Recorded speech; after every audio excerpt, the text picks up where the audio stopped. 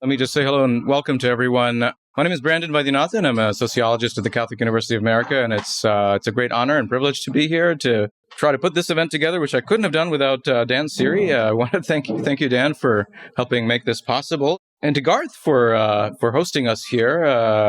Garth is there. We are for hosting us in religious studies. Sincere thanks to the John Templeton Foundation for founding this, and to Charles for suggesting this idea to bring some people together to think through some of the themes that emerge out of cosmic connections, and as you'll see, have a lot of resonance with an initiative that we're working on through this project at JTF on spiritual yearning among the non-religious. Let me say a word about what this event is about.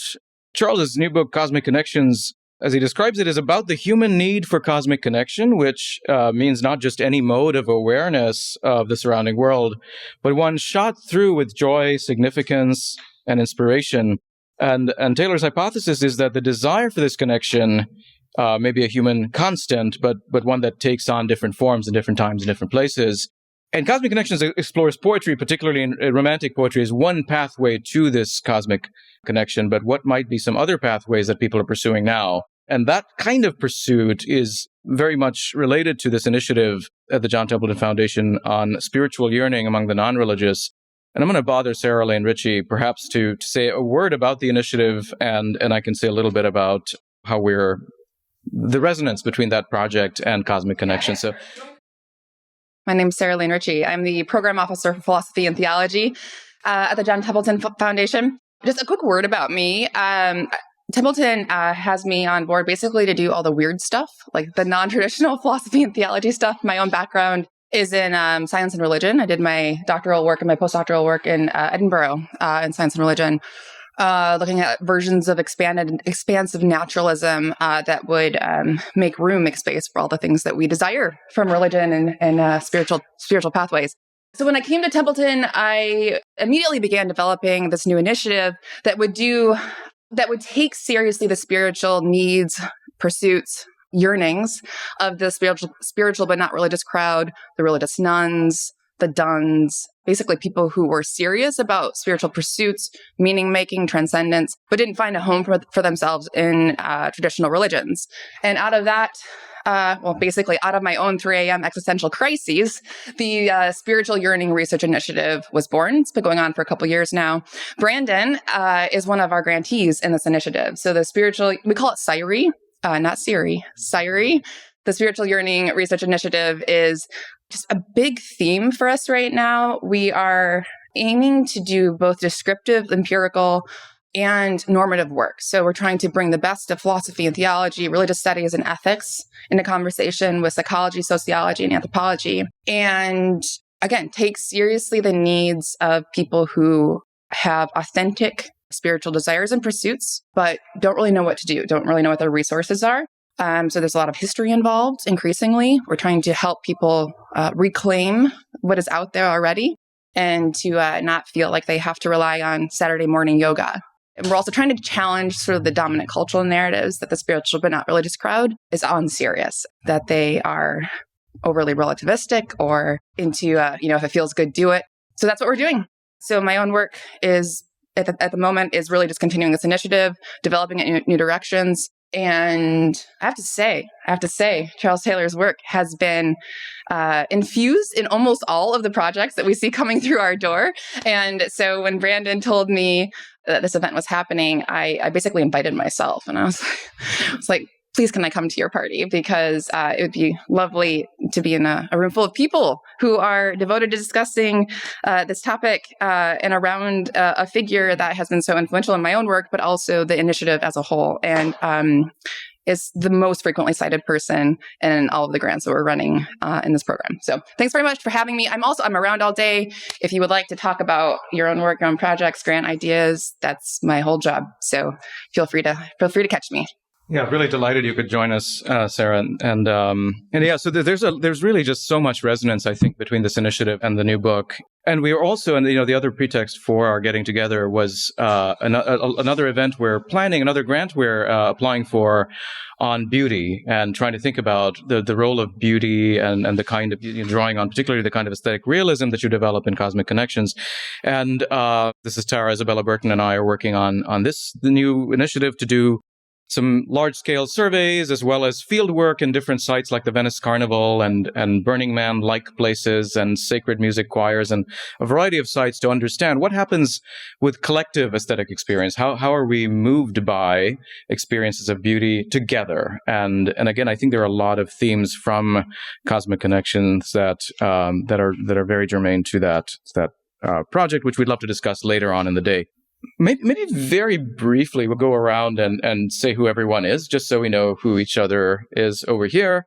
And then we'll jump right in to a couple of poems by Marie Trotter, who's a doctoral candidate here in the English department and a poet. And then Charles will invite you to share a little bit about the motivations for Cosmic Connections, and then some of the themes that resonate with you as we're thinking about the conversation today. And then we'll have Naomi Fisher, who is an associate professor of philosophy at Loyola Chicago, Robert Gilbert, professor of biophysics at Oxford, and then myself in the first session.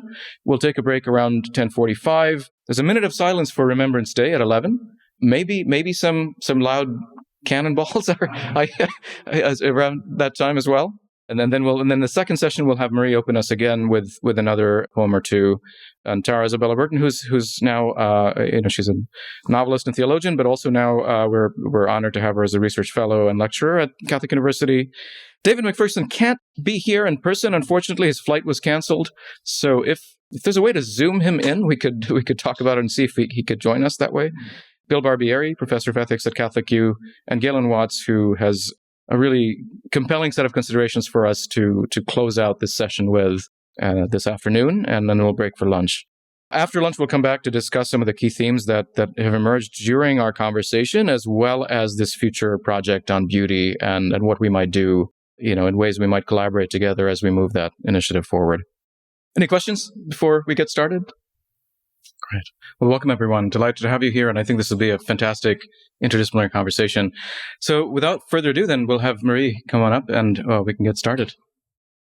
So I'll first say that when I read poetry in other contexts, it's customary to snap to show appreciation, but I will not ask for that here. I think it might change the mood. So silence is totally acceptable. This first poem is called Things Are Good. Things are good. She and I don't talk anymore. But yesterday, the baby lay on my lap and pretended to swim, waving wildly one little limb, and left behind a bubble on my knee. The trains are still running. They work more often than not.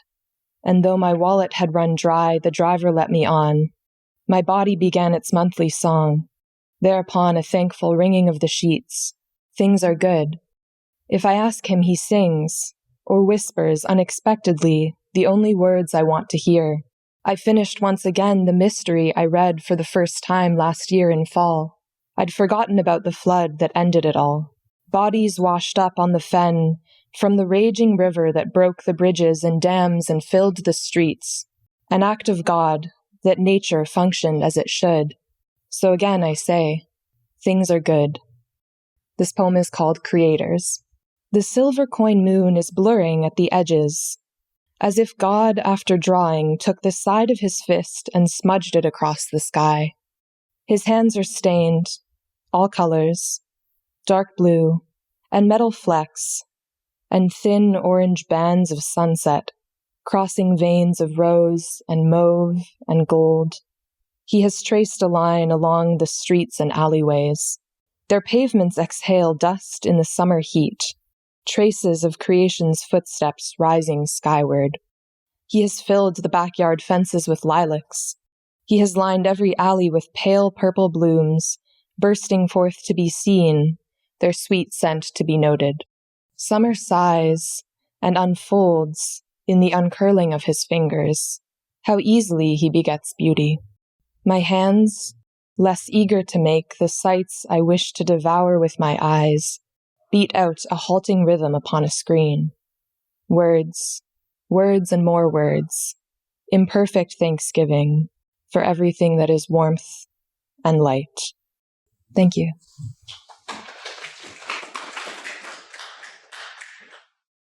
I've been sort of working on this kind of problem all my life, because to start in the middle, more or less in the middle, one of the books I wrote was A Secular Age, and the thesis was that not the secularizing thesis that religion is disappearing, but very much that religious life is mutating. And what I tried to point to as a new phenomenon was the phenomenon of religious seekers. And it's people who had very strong intuition somewhere that there was more to it all than standard naturalistic, or however you want to describe it, view of the world allowed to exist. But that this is filled with people who were seeking. This is a really remarkable thing. So this is a kind of banality now. And in this room, this is, announcing something that everybody takes for granted. In a certain way, their starting position.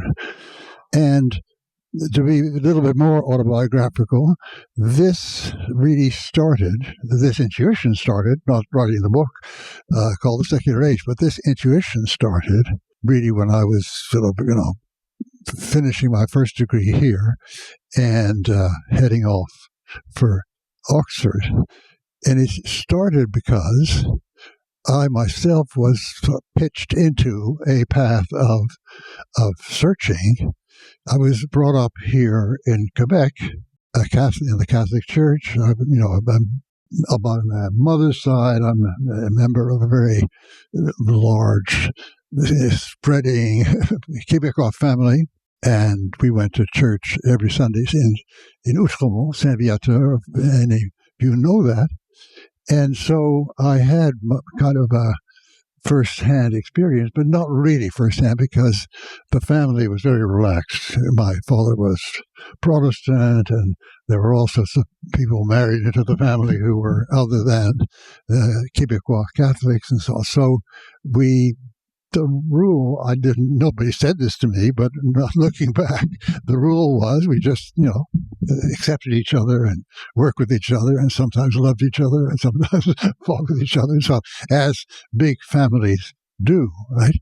But nevertheless, I got a sense of what was going on by listening to the sermons at Saint-Viateur, which were far from the worst sermons preached in Québécois churches. But then I also looked on at the politics of the time, Duplessis, who was really using people's fear of foreign religions in order to stir up the vote for the Union Nationale, and everything terrible that he was doing. So one of the things that I started, adolescence, my political life, I actually joined the Provincial Liberal Party because of the fighting, écraser l'infâme. Our version of that was defeating Duplessis. But then, luckily enough, I existed in the culture that one of the cultures that was creating the Nouvelle Théologie that would be the basis of Vatican II. Or I was listening, we were overhearing that culture. That theology, Dulubac, Congar, this was created by Dominicans and Jesuits, mostly, of course, living in France. But the thing is about these particular orders that the Dominicans and Jesuits of Quebec had a very close relation. You really didn't get anywhere unless you did graduate work Dominican in the Sauchois or in Paris and so on. So we began to read these texts before the world at large had heard about them. I was back in, so I was an undergraduate here in the, when was it? It was in 49 to a few years after that. Right? And this, they completely gave me another kind of inspiration. The second inspiration that I got was also at McGill at that time. And actually, in this building, the great Islamic scholar Wilfred Cantwell Smith was here. And actually, he ended up founding here the Islamic Institute and a couple of streets over. And his course was on, comparative religion, I guess is the word. But what I was taking honors history, but I thought this is an elective course. This sounds interesting. And it was, to me, absolutely riveting. He was not one for tremendous rhetorical flourishes or for tremendous poetic invocations, but he wore a gown, which nobody else did at McGill, and he'd walk up and down like that. But he gave you a sense of what it was to be a Muslim, a Buddhist. He went through a whole lot of very famous, well-known spiritual paths, and it was riveting because without that high-flown, I don't know how he did it exactly, without any sort of high-flown rhetoric, he gave a sense of what it was to be a Muslim, a Jew, a Buddhist, a Hindu, and so on. And I was absolutely, as I said, riveted by that. It was something that I really needed to know. I didn't know why I needed to know it. And I don't quite know, can't necessarily say even today why I needed to know it. But I guess the trace in my life of that course and of all the other considerations that I had to go through, I had to sort of switch the whole basis of my Christian faith, right? Well, I didn't really have a very powerful Christian faith before, but I got one thanks to Congar and Drubac. The working out of this was the big agenda, but I've discovered that I needed both the Nouvelle Théologie on one hand and Will Smith on the other, because I discovered that one of the most deepening experiences in my life has been close contact and close discussion and with people from these other spiritual paths. And so in a certain sense, there is going on in me a kind of encounter with, in some situations, Buddhism, in other situations, certain kind of Sufi Islam, in other situations, certain kind of bhakti, love of God, and so on. That the sense of being accompanied by these other voices is always there. And this is, maybe people will consider this very weird, but Christian faith, my own Christian faith, comes even more alive when these voices are with me as well, right? And these other points of reference. And just to give a sense of that, the other day I had, there's a television program in which Desmond Tutu met with the Dalai Lama. And something extraordinary emerged from that because they were both joking about the differences of their religious paths, and they were both immensely enjoying this joking, and it sounded very, in a way, frivolous maybe, and making of the whole issue a frivolity, but the backdrop of this, as it were, the undertone of this whole thing was their calm and passionate commitment to a certain way of, we Christians would reach for the notion of agape, but the thing that you felt was there's something that brought us together. No, I'm talking now brought them together, but I'm talking of the resonances in me, something which brought us together in what we would call agape, but for instance, a Buddhist might call karuna, which are not very far apart, except that the spiritual sources that put people into this are diverse. Somehow when all these voices are singing together in a certain sense, singing together this song of of love, affirmation of the human, our desire to create a just condition for people who are suffering very badly from some kind of persecution and then you have people who are not at all in any particular religious tradition, who are part of the same sense that where we feel encouraged by are hearing all these voices. So I don't expect this to be this description of what's going on in me and how to come about to be necessarily comprehensible to other people. But I just sense very much in this room, it probably is very comprehensible. So it's a peculiar position, right, in which there's one dimension of the faith, my faith, which is sacramental, and that's a path.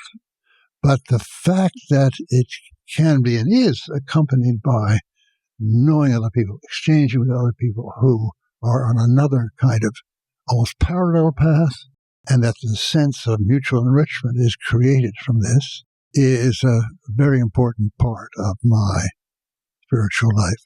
And then, of course, there are doubts. There's a sense of a possible loss. And I think the way for me, various forms of people call it mysticism in Christianity, I'm thinking of San Juan de la Cruz, St. John of the Cross, that is also another voice playing from the past, from a quite different culture, but very much the same basic symbols. And so I want to throw one more thing into the mix. There is the struggle with doubt, the struggle with potential loss of these very powerful, St. John called Noche Oscura, the dark night. The experience contains a number of dark nights in a way that I have to admit, there's a darkness that I'm always struggling with. Okay, so very, very complicated. It was incomprehensible to the père curé of my childhood that one could have such a religious life. But that's why I feel immense distance from that kind of, from the bon curé.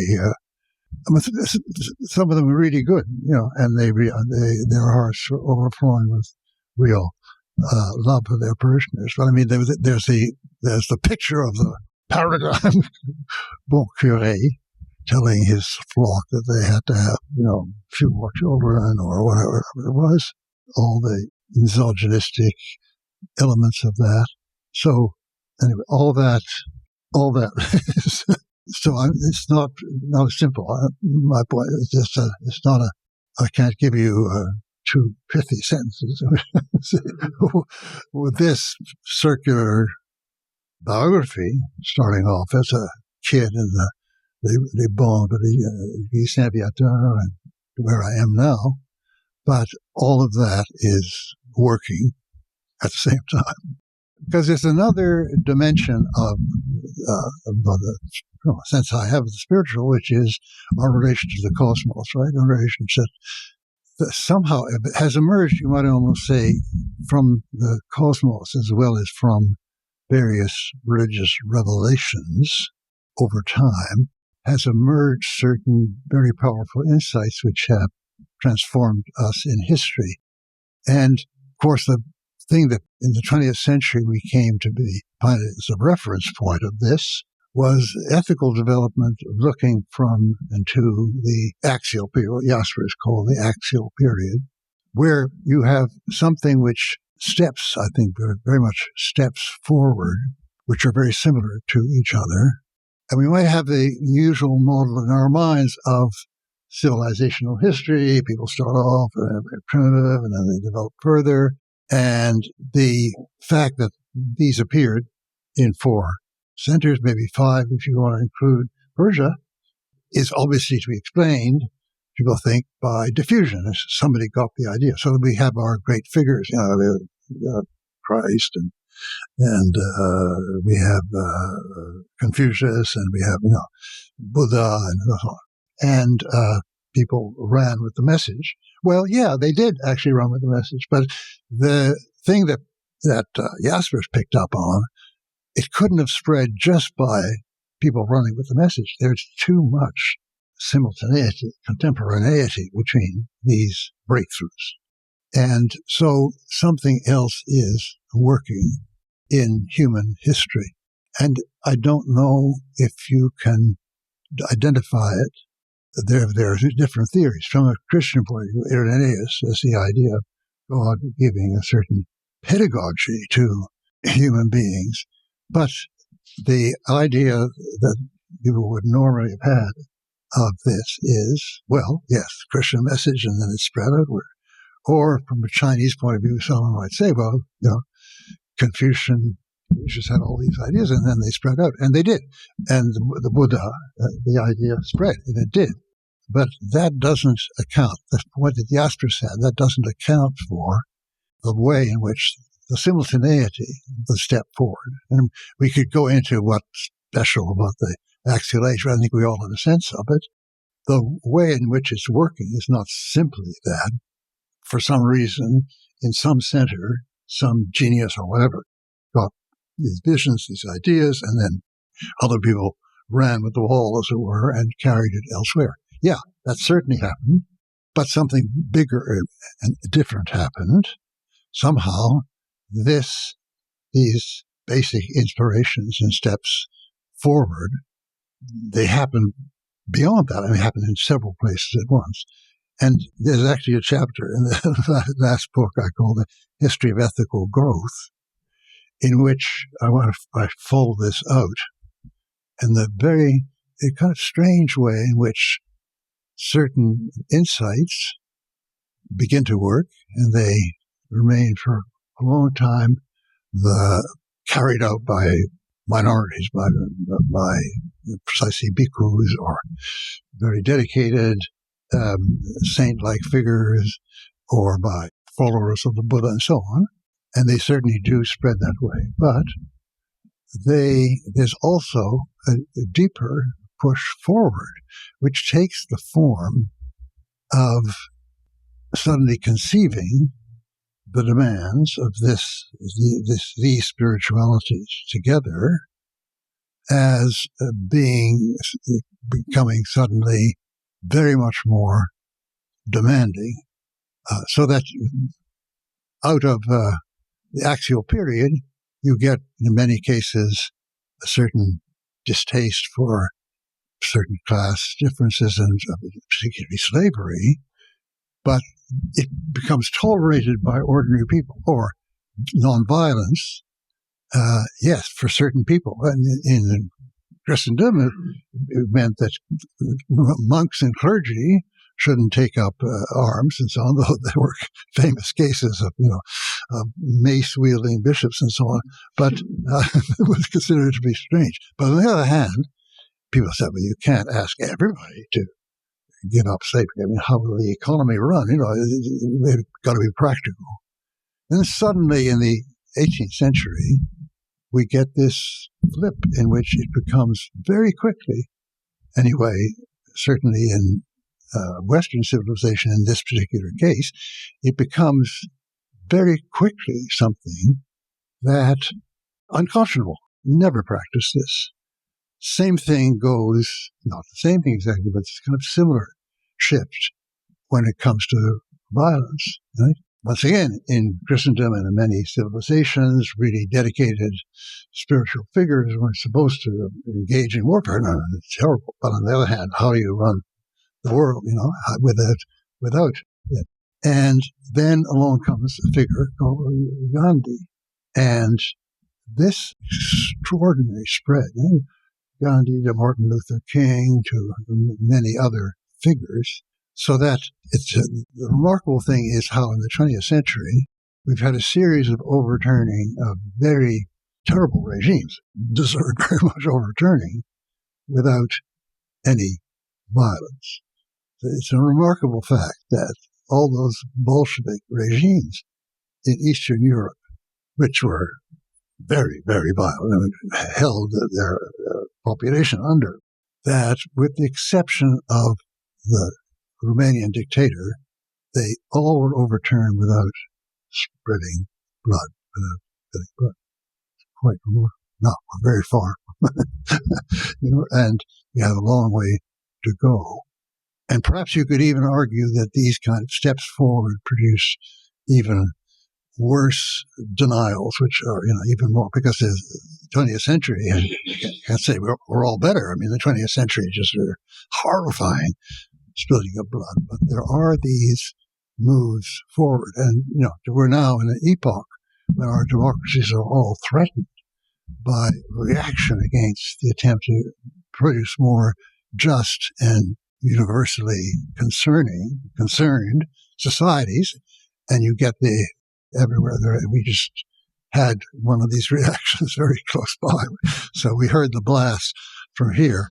But nevertheless, a marker is put down. New demands are being made and so on. I think that there are these relations to our whole planet, to the spiritual lives that are alive in our planet. And what I wanted to show in the book was that in the particular department of our sense of connection to our larger cosmos, to our larger home, actually there's been one of these new moves.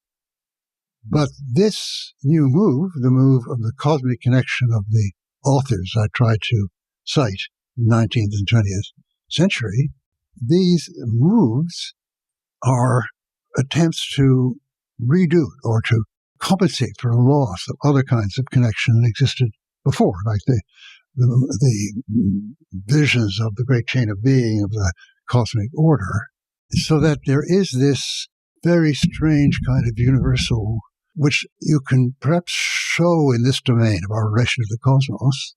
But I'm running this in some ways parallel to the ethical development from the axial period. You can in some ways show.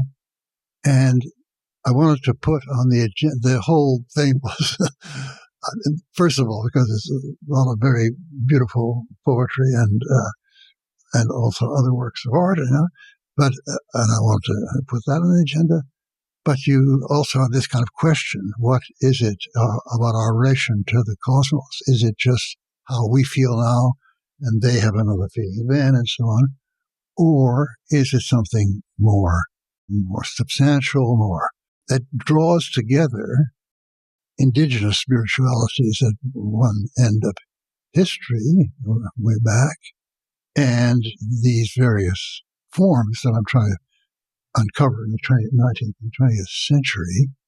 And this is a huge question mark. All these huge question mark. What is it? But my very strong intuition is that there is something constant here, constant but changing along with the cultural surroundings in which these intuitions occur. And so there are many more questions here than there are answers, but so we're making a parallel here between the kind of ethical development across the ages and the implicit issue of what is the draw on us of sense of cosmic connection, again, across the ages and across different cultures, in very different forms. And we're a little bit stumped. Don't know where to go to explain this or to give it, but it's a important question that we should think of, that we should, Well, I am so honored to be here and very happy to be part of this conversation. Thank you so much to Brandon for organizing this, and for Charles, of course, for bringing us all together. So in my abstract, which I think at least some of you had in advance, I described two related problems. And the first is the potential disconnect or compartmentalization between epiphanies on the one hand and then like discursive, descriptive thought on the other. So I worry that perhaps, we go to the mountains and have this great experience, but then that has like very little relevance for what we do in our day-to-day lives or in our sort of language or systems of thought. The second was the potentially problematic solitary nature of the epiphanic, so that we maybe paradigmatically experience these things alone. Although sort of some conversations I've had since being here made me think maybe there are ways of conceiving of this differently. So I'm interested to talk about that. But in these comments, I'll actually focus primarily on the first thing and the way that the Romantics and Schelling in particular think of the imagination as providing a kind of mediation, because I think that's where maybe these German idealists and Romantics have something interesting to say to us about how the imagination does some mediating work between this sort of experience, insight into some absolute, and then on the one hand, and then systems of thought on the other. So I work on Schelling, primarily also on Kant, but Schelling he's maybe the only figure who is uncontroversially both an idealist and a romantic. So I believe his philosophical works are an excellent resource for understanding the philosophical contours of Romanticism in his identity philosophy period. So that's in the years, so right after Jena, or he's still at Jena, but right after the sort of heyday of Jena, in the years 1800 to about 1804, 1806, he becomes really interested in the function of the imagination and art in giving intuitive access to the absolute and specifically to its unity. And Neoplatonic scholars will, yes, the one features heavily here. So I've put some texts on your handout, and these are typical for Schelling at this time.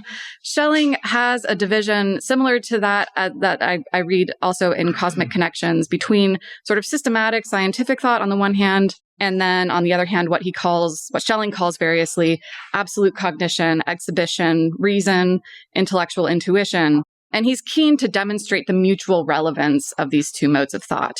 So crucial to Schelling's view of the connection between these modes of thought is the imagination.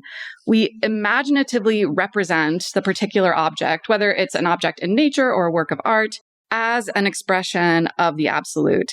And in doing so, the features of that object, which are relevant to its integrity and unity, come to the fore. So Schelling draws an analogy with geometrical proof to highlight the connection between intuition on the one hand and discursivity on the other. So in a geometrical proof, a single triangle constructed by the geometer can exhibit the essence of space or triangularity more particularly in a geometrical demonstration.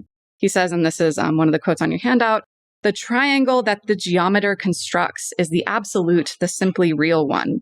So just as the geometer with the imperfect and particular triangle is exhibiting the essence of triangularity, so too any finite thing, seen in the right way, exhibits the absolute. So the geometer knows which of the features of the triangle are relevant to the demonstration and which are not. To attend in the right way to the triangle is something we do, I think, naturally, but it's sort of remarkable, I guess, when you sort of think why is this particular angle not relevant, but the way that I can draw a curve over here with a compass is relevant. And so being able to attend to those features which exhibit the very nature of space, as opposed to sort of the mere particularity of a triangle, seems like something we're doing maybe with the imagination. And so something similar enables the connection, I think, between this epiphanic insight and other kinds of discursivity. So we imaginatively see the things around us in terms of their relation to the absolute, their exhibition of the absolute, and the truth about their essence is made manifest, from which we can then draw discursively articulated conclusions. So Schelling talks a lot about genius, which is a word with a lot of baggage, but I think he's thinking primarily of Goethe, and specifically Goethe the poet, of course, but also Goethe the scientist, the botanist. So where Goethe is able to sort of recognize the same absolute form in the structures of plants and sort of the generation of leaves. He also does work on the skeletal structure of human beings and animals and the similarities there. So this notion that we can sort of see the unity of the integral unity of the particular thing and also recognize the same form in its mutual instances, or the same essence perhaps in its mutual instances, is Schelling attributes that to this poetic insight. So works of art are both created and seen aright through the activity of the imagination. So in Schelling's lectures on the philosophy of art, he toys with the word Einbildung, or imagination. And I have some notes there on your handout about that particular wordplay, which is really fun. So our imagination in forming unities participates in the power of divine creation and thereby is a manifestation of the divine. Not only do we manifest the divine in such creation, but the works of art that are created are themselves images of the absolute. And so he states that the excellent German word Einbildungskraft, power of the imagination, actually means the power of integration. In Bildungskraft, German words here, which is a sort of, the in Einsbildung means like forming into one. I translated integration, but you can see there obviously Einbildung is part of that word in a way. The Einbildung can mean like informing, or there's various ways he toys with this. Obviously, prominent in that word is also Bild, which means image. So just like in imagination, I suppose. So he says, upon this power is based all creation. The true construction of art is the exhibition of its forms as the forms of things, as they are in themselves or in the absolute. And the or there, I think, is important. It doesn't mean like either this or that. I think it means he's just like, glossing what it means to be in themselves. That is what they are in the absolute. So what they are in themselves is what they are in the absolute, just as the geometer sees the triangle more truly when she sees it as sort of in its absoluteness as the essence of triangularity. So too, we see the artwork or any created thing more truly when we see its essence as absolute or as an image or exhibition of the absolute. To create something is to create it as its own integral unity, as an individual, and this unity is an image of the unity and integrity of the absolute. So as I say on your handout, like, there's this vertical dimension where creation is a bringing together of disparate elements into an integral unity. So you're like creating something new with its own integrity. Importantly for Schelling, he has this robust notion of being. So you can't just say that there's an object constructed out of like this paper and this pen. To be is to have a kind of integral unity. And so anything that is truly is sort of an image of the unity of the absolute. And we can compare Schelling's theorizing here to the work of the Romantics. So I have Novalis's poem there on your handout, the Marienlied. Let me just read it. I see you in 1,000 images, Maria, beautifully expressed, yet none of them can depict you as my soul perceives you. I only know that the world's turmoil, since then like a dream, fades away, and an indescribably sweet heaven remains eternally in my heart. It's obviously more pretty in the German, but this was my sort of wooden translation. But the 1,000 images are variously expressive of the one truth, which is here Maria. Maria is mirrored and beautifully expressed in a plurality of images. And this is consistent with Schelling's own conception of the imagination as a way of seeing the world more truly than can be captured through discursive description. The insight into these expressions seems to be enabled by the soul's immediate, that is, unmediated perception and love of Maria. So the poet here illuminates an imaginative but true way of seeing things as expressions of something beyond articulation. So since Schelling's time, I think that the epiphanic is increasingly not seen as insight into the truth of things. Science maybe gives the objective truth, and epiphanies are mere subjective feelings, pleasant but perhaps not truth-apt or relevant to any cohesive picture of the world. Perhaps to look to poetry for insight into how to alter our concepts seems almost ridiculous to a contemporary frame of mind. Yet I would contend that there are ways of recovering an openness to transcendence or modifying even our scientific modes of thought to allow for transcendence. That is, if we give up the notion of a comprehensive or fully accurate system of metaphysics or science, embracing instead systems of knowledge that point beyond themselves, the thought that an imaginative way of seeing things, it does not seem naive. So the artistic or epiphanic needs to be interpreted within our systems of discursive thought as a more reliable full account of things than any science or mere discursive description could provide. And this, I'm not sure about this, so let me venture that this does not necessarily involve some shared articulated presuppositions, even very thin ones. So for instance, a belief in God, supernatural realities, goodness, teleology, transcendence, but rather a sort of general indication of the limits of description in such a way that these spiritual or transcendent realities, or maybe underlying realities or realities shot through the cosmos, are accessed extra systematically. So I suggest that these realities are accessed and shared not through a common universally communicable description, but rather through communal practices, living in such a way or engaging in such activities that acknowledge a reality beyond our modes of description. Rob mentioned choirs. And I think like that might be sort of way of thinking about this as we sort of are deeply attentive to the contribution of the other person as we're engaging in this creative act. So romantics, the Yearning romantics, were also eager to develop a universal poetry, a new mythology that would draw together the culture into a cosmopolitan whole. And I believe that Schelling's own work is not meant to be a sort of constricting, limiting metaphysical system, but rather a way of thinking about systematicity more generally that maintains its openness to transcendence and can take a variety of forms. And this is in part evinced by his development of multiple philosophical systems and methods, which are not themselves meant to be exclusive or competing, but rather different ways of imaging and articulating the conceptually inexhaustible world in which we live. So thank you to Brandon very much for inviting me. It's lovely to be here. It's an honor to be here. As I said, I'm a biologist, and I'm going to talk a little bit about ways in which I believe enchantment has an important role in science. And I think it's important just to ground the lead I'm taking from Cosmic Connections. So as you remember, in Cosmic Connections, there's a clear and focused definition of enchantment, disenchantment around, well, you're talking about disenchantment around demagification, for example, and the impact that has on thinking about, or how it might relate to thinking about, a mechanistic understanding of the world, the way the world operates, which is how a lot of science, or all science essentially, is carried on. And so a key starting point for me is that clear definition. So as Charles Taylor says, in focusing on what we mean by disenchantment for the purposes of Cosmic Connections and for the argument that follows, he says the post-Galilean science of nature sidelines form in this sense, the sense of seeing some kind of purpose, shape, enchantment in things, sidelines this as irrelevant and looks for regularities, for efficient causal relations in the world of matter. And of course, that is of course how science operates. It's looking for regularities. In fact, that's a great word, regularities. That is what scientists are constantly looking for. That's what experiments are designed to try and show us. A second quotation here, which is relevant, is later, Charles Taylor says, the felt link to an external object must be the result of its causal action on my senses or receptors. There is no place for any other kind of relation involving a more intimate connection.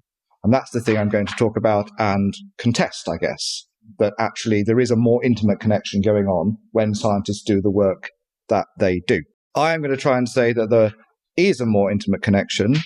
And indeed, and of course, there's going to be some very interesting opportunities for discussion. Indeed, I would perhaps want to say moments of epiphany that the scientist has in perceiving what they perceive. Now, in terms of enchantment and science, I think there are various words I might use as synonyms there. I think the scientist is perceiving or recognizing purpose, sometimes, is one of the other words you could use for enchantment a scientist sees, or the sort of enchanted way of viewing things that they make use of. Purpose, meaning, form, voice, actually. So it's as if the world is speaking to you. And as my abstract says, a friend of mine has pointed out that actually when we see things, or help me to see that when we see things as beautiful, they are speaking to us. And so there's a sense in which there's a voice the scientist perceives. It invites playful responses, and I'm going to say a little bit about play and science, and playful engagement. And it is a beauty, as I say, that addresses us, I think, when the scientist sees what you could call enchanting aspects of the world, or more importantly, where the enchantment the scientist feels, they find to be a route to understanding the way things actually are, which is a very surprising thing, but I want to suggest it really is how things are. Now, what I'm going to do is I'm going to talk through some of the examples now and make a set of key points that were also in my abstract that was circulated. So the first thing is to recognize the sense in which molecular biology is an example of a very powerful mechanistic paradigm for understanding the way the world is, and the way in which molecular biology has been extraordinarily impactful in doing this. And so every year there's a kind of annual jamboree of the Nobel Prizes, and it is not uncommon at all for molecular biology to be strongly recognized in that, as it was this year in the Nobel Prize for Chemistry, which went to the people using artificial intelligence approaches to understand protein folding, among other things. For example, so molecular biology is very powerful. David Baker's Nobel Prize, part of that group of people. His was for being able to mechanically design proteins because of what we understood about how proteins have been adapted, how they have evolved. So we have a very strong mechanistic paradigm that we see played out in molecular biology. On my handout, I just wanted to point to an example I give in my abstract is a series of crystal structures which were epochal in the middle of the 20th century, myoglobin, hemoglobin, Perutz and Kendrew, Dorothy Hodgkin structure of vitamin B12. But the structure of chymotrypsin was the first enzyme, and that at 1A is a picture of the electron density map. And as perhaps some of you will know, originally electron density maps had to be drawn on Perspex sheets and then stacked up, and you would then get a sense of the shape of the molecule inside. This is from X-ray diffraction. And it's possible then, having done that, to then build an atomic model. And you can see the tracing of the atomic model there from that vintage image there of chymotrypsin's electron density with the atoms and the bonds between them drawn on. So you can see that's a very simple depiction of a kind of a chemical basis for understanding the working of this enzyme. And the key thing I think just to take home from this is that really the paradigm has not shifted from the 1950s onwards in some fundamental sense. It's just got more and more complicated. Okay, so there's a more and more sophisticated way in which exactly this way of understanding things is playing out. So at 1B, you've got a series of images. The thing in the background, the sort of grayscale, is actually an image of a mitochondrion, which is the energy generating organelles inside every eukaryotic cell, every nucleated cell. The image below is the 3D rendered thing with the yellow tubes. That's actually a 3D representation. It's not a representation just, it's actually a 3D structure of the electron density from inside that mitochondrion. The yellow things are ATP synthases, which are generating ATP. ATP, adenosine triphosphate, is the universal energy currency in the cell. And the large thing in the middle at the top right is a close-up of a dimer. So two of these ATP synthases come together and they shape the membranes. You don't need to know any of this. All you need to take from it is this key point that what we're doing is simply iterating, right, from this basic insight that you can represent molecules atomistically, and then from that get a kind of mechanistic understanding of how they operate. And it's just getting more and more complicated as we use electron microscopy in more and more sophisticated ways, shorter timescales, fancy X-ray diffraction techniques, and so on. So we get now these depictions we can draw, which can now give us structures of unique cells, actually. We can get a structure of the inside of a cell, know where all its different protein complexes are. And as I say, this is just one example, see inside the energy generating mitochondrion of the cell and see how that is structured. Bottom left at 1C, this is another complex from inside the mitochondrion. It's a complex of complexes. 4 different complexes come together, which actually are the generators of a proton gradient, a pH gradient across the inner mitochondrial membrane that helps the ATP synthesis to generate ATP. I'm not going to carry on in this mode, but I just want to get the point across about how sophisticated the mechanical approach is, right? That's the key thing I want to get across. So it's become very, very powerful. Now, obviously, this approach is not just interesting, and biochemists do what they do because they are excited by what they study. It is not just interesting, it's also useful, right? And that's the next thing to say. So the key thing here is, obviously what we're talking about here is a 4-dimensional chemistry. So I emphasize that with 1A, we can see the chemistry of the chymotrypsin. We're doing it in 4 dimensions now. We're doing it for complex proteins, and we're doing it in 4 dimensions. We see them play out in time. Okay. Now, the fruitfulness of this, the power of this, is seen in the ways in which that then helps us to get new insights that help us change the world. And I haven't shown this example here, but a key example I often reach for are key forms of drug discovery, drug design, based on structural insights. You design a drug, you feed it to people, it stops them dying. So there is nothing kind of subjective about that, right? If you are fed Gleevec or imatinib, it's a drug widely used against forms of leukemia. If you're fed that and it stops you dying, that's a very real change that's been brought about for you because of the insights the scientist has. So we're dealing with something pretty realist here, our insights. They're not just points of view, okay? These mechanical insights seem to be very powerful.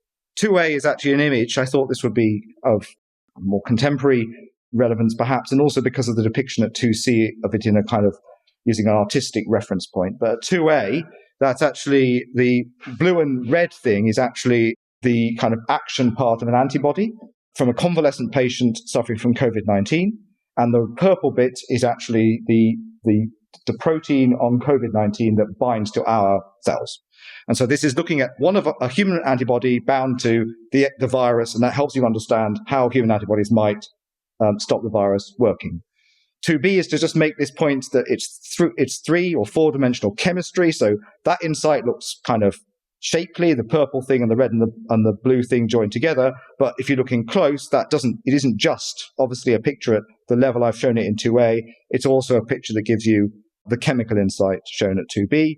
And the point is you can do this many, many times. This is a figure from one of my colleagues, David Stewart and his group. And what he's done and others is to look at where lots of antibodies bind on the surface of the receptor binding domain of COVID-19 spike protein, which is the protein that's used in the vaccines. And he's seen, as you see, that if you characterize the receptor binding domain as being a bit like David's torso, there's some of the antibodies go in at the neck, some of them go in at the right shoulder. And in fact, it's those at the right shoulder which turn out to be particularly powerful because it's an unusual site. Again, we're going to leave all this in one moment, but I just want to get that point across, right? The mechanistic aspect, the mechanistic lens is extremely powerful, right? Before I go on to think about where that mechanistic perspective is coming from and actually how people are getting it, which is of the real interest here, but I needed to get that established, okay? So now, the final thing to say is that before we move away from looking just at the science, is to say that obviously, clearly, we're using analogies with respect to engineering potentially here. You know, in bioscience, people often talk about levers and springs and hinges, right? And they talk about, they mutate the hinges to stop them working and that, and so on. There's a whole world of talking about biological molecules in terms of middle-sized objects, right? And again, that might not work, but it does work rather well. It's just another way of emphasizing the power of the mechanistic as a lens, right? And this is just an example at 3. It's just myosin and the thing that you can actually see is a molecule at B at C at 3 is it's myosin, which is the thing which allows our muscles to move. And as you can see, it's got 2 different states, pre-stroke and post-stroke. And that's what is enabling my arm to move now, of course, innumerable little myosin molecules doing this and enabling the myosin in my striated muscle in my arm to work against the actin filaments in my arm to enable me to do this. So it works as a phenomenon. It works as a descriptor, okay? It's powerful. But there's also something slightly kind of odd about that, because it's quite poetic, isn't it, in itself, right? There's something very analogical there, because we're talking about something which is actually it's very biological. It's very dynamic, right? Proteins are not static things. The pictures look static. They're not static. They're very dynamic. There's huge amounts of going on, right, in them. And yet we can actually analogize them as being a bit like bits of clocks or just levers in other kinds of mechanical devices. And that's quite interesting. There's something analogical there. There's something potentially a little bit poetic there already, which I think is quite interesting, potentially. But let's talk about more kind of fundamental ways in which delight, enchantment, you might say, plays a key role in science. So, play. 4, we have Christopher Robin playing poo sticks, and it's going to be a specific reference to poo sticks in a moment. But scientists are engaged in a playful process when they interact with the world. From earliest days as children, we classify things, and I think that is part of our growth into scientists, grouping blocks which are the same size or the same color or lining things up, which we start to do as children. It's something that really we're just doing more and more of as we become adults and trained as scientists. We fit objects to one another. We kind of make things fit together, and we'll come back to ideas about fit in a minute. We infer purpose if we play with toys and we sort of imagine the toy is doing this, or, the toy is talking to me. There's a sort of inference of purpose there, which I think the scientist is in some ways still doing, not so consciously, but I think there's an element there of how we're training ourselves to think in ways which will be useful. Hypothesis formation is a kind of form of fantasy, right? It's sort of thinking, well, how might things be? How do these things fit together? And toys are a really important way in which scientists do their work. Experiments use equipment, and scientists' attitudes to their equipment is rather like the attitudes of children to toys, okay? In the sense also they squabble over them, right? And somebody has a bigger toy. I want that big toy, right? We've got the biggest toy. This toy is very expensive. You can only use it if you give me a lot of money. So there's a lot there, right, around playfulness, which the scientist really is engaged in. That is a lot of what's going on is this playfulness. That's one set of ways, and the reason why I said I refer to poo sticks again is that, in fact, one of the techniques I have used a lot, and in fact, there's a school of techniques which involve looking basically at how molecules move through fluids. and or move through a vacuum, but it's useful to see how fast molecules move under a particular force because it helps you to understand aspects of their mass and their shape. And in the end, isn't acoustics just seeing how objects move in a medium under a particular force? You stick the stick in the stream and it rolls, and then if the stick is larger or smaller, that will affect how it flows. And so if it hits a rock, that will affect how it flows. So that, we use equipment which in some ways is interacting with small molecules and proteins, nucleic acids, whatever, in ways which are analogous to the way of a child sticking a stick into a river. Now, let's just move further towards talking more specifically about beauty. Essentially, what I'm saying is that when we grapple with the world, the reason why we're doing that as scientists, because we are enchanted by it, because we perceive something in it that delights us. And I think we are like a child at play telling stories about the world when we're a scientist. Talking to scientists, we can't stop talking about beauty. So many of my colleagues are constantly saying, oh, it's so beautiful, it's such a beautiful result, it's a lovely set of data, and so on. And then we represent our data in ways which are aesthetically pleasing. And some of you may have found, or you may find these images bewildering, but sometimes people will find the kind of images scientists produce beautiful in some sense in themselves, even if they don't quite know what they're showing. The key thing I wanted to point out here is that when I'm using the word beautiful as a scientist, I am using it in an everyday kind of way. So I'm not using it, I'm not a philosopher, I'm not a specialist, I'm not an expert in ethics, but I know what beautiful means. Beautiful means I'm delighted by something, I want to see more of it, I'm glad I've seen it, I value it for itself. And so my rose petal here at number 5 is just to point this out. And there may be an opportunity for me to tell an anecdote I quite like to tell about the Scottish author A.L. Kennedy later about a rose petal, but I'll leave that to one side for now. But the point is that the rose petal elicits a certain response from us, and I don't think that the response of a scientist to seeing data is fundamentally different. It is different in terms of how they've been trained, the level at which they're seeing the beauty, maybe the meaning it has for them, but in some sense, the response has a relationship to the way I respond to an ordinary beautiful object. I'm glad it's there. I value it for itself. And that's the key thing. I value it for itself. I'm now going to talk very quickly about just specific forms of beauty, just kind of because they categorize the kinds of beauty scientists see. Form and fit is one way in which scientists perceive beauty. 6A is examples of form and fit. The molecule EDTA, that's actually one of the reasons I became a scientist, is because I was excited by this as a kid at school. I thought the way this molecule fitted around metal ions was really lovely. Don't know why, but I did. And so that led me to become a biochemist. And then the second thing is from my own work. You can see, I hope, how the purple thing on the right-hand side at 6A, which is RNA, fits to the blue and the green and the yellow and the cyan, which is a protein complex that's just binding to this piece of RNA. That piece of RNA is actually a very important piece of RNA in suppressing cancer. And the protein that's bound to it, the other colors, the protein that's bound to it is trying to stop it doing that. So, but you can see how there's form and there's fit. These things fit each other. And that, to me, as a scientist, is aesthetic pleasing. And it's the kind of thing that makes me want to be a scientist, maybe want to be a scientist, and keeps me at it. 6B is obviously DNA. 6B on the left is the cartoon that Watson and Crick published in 1953. DNA on the right is obviously a molecular structure.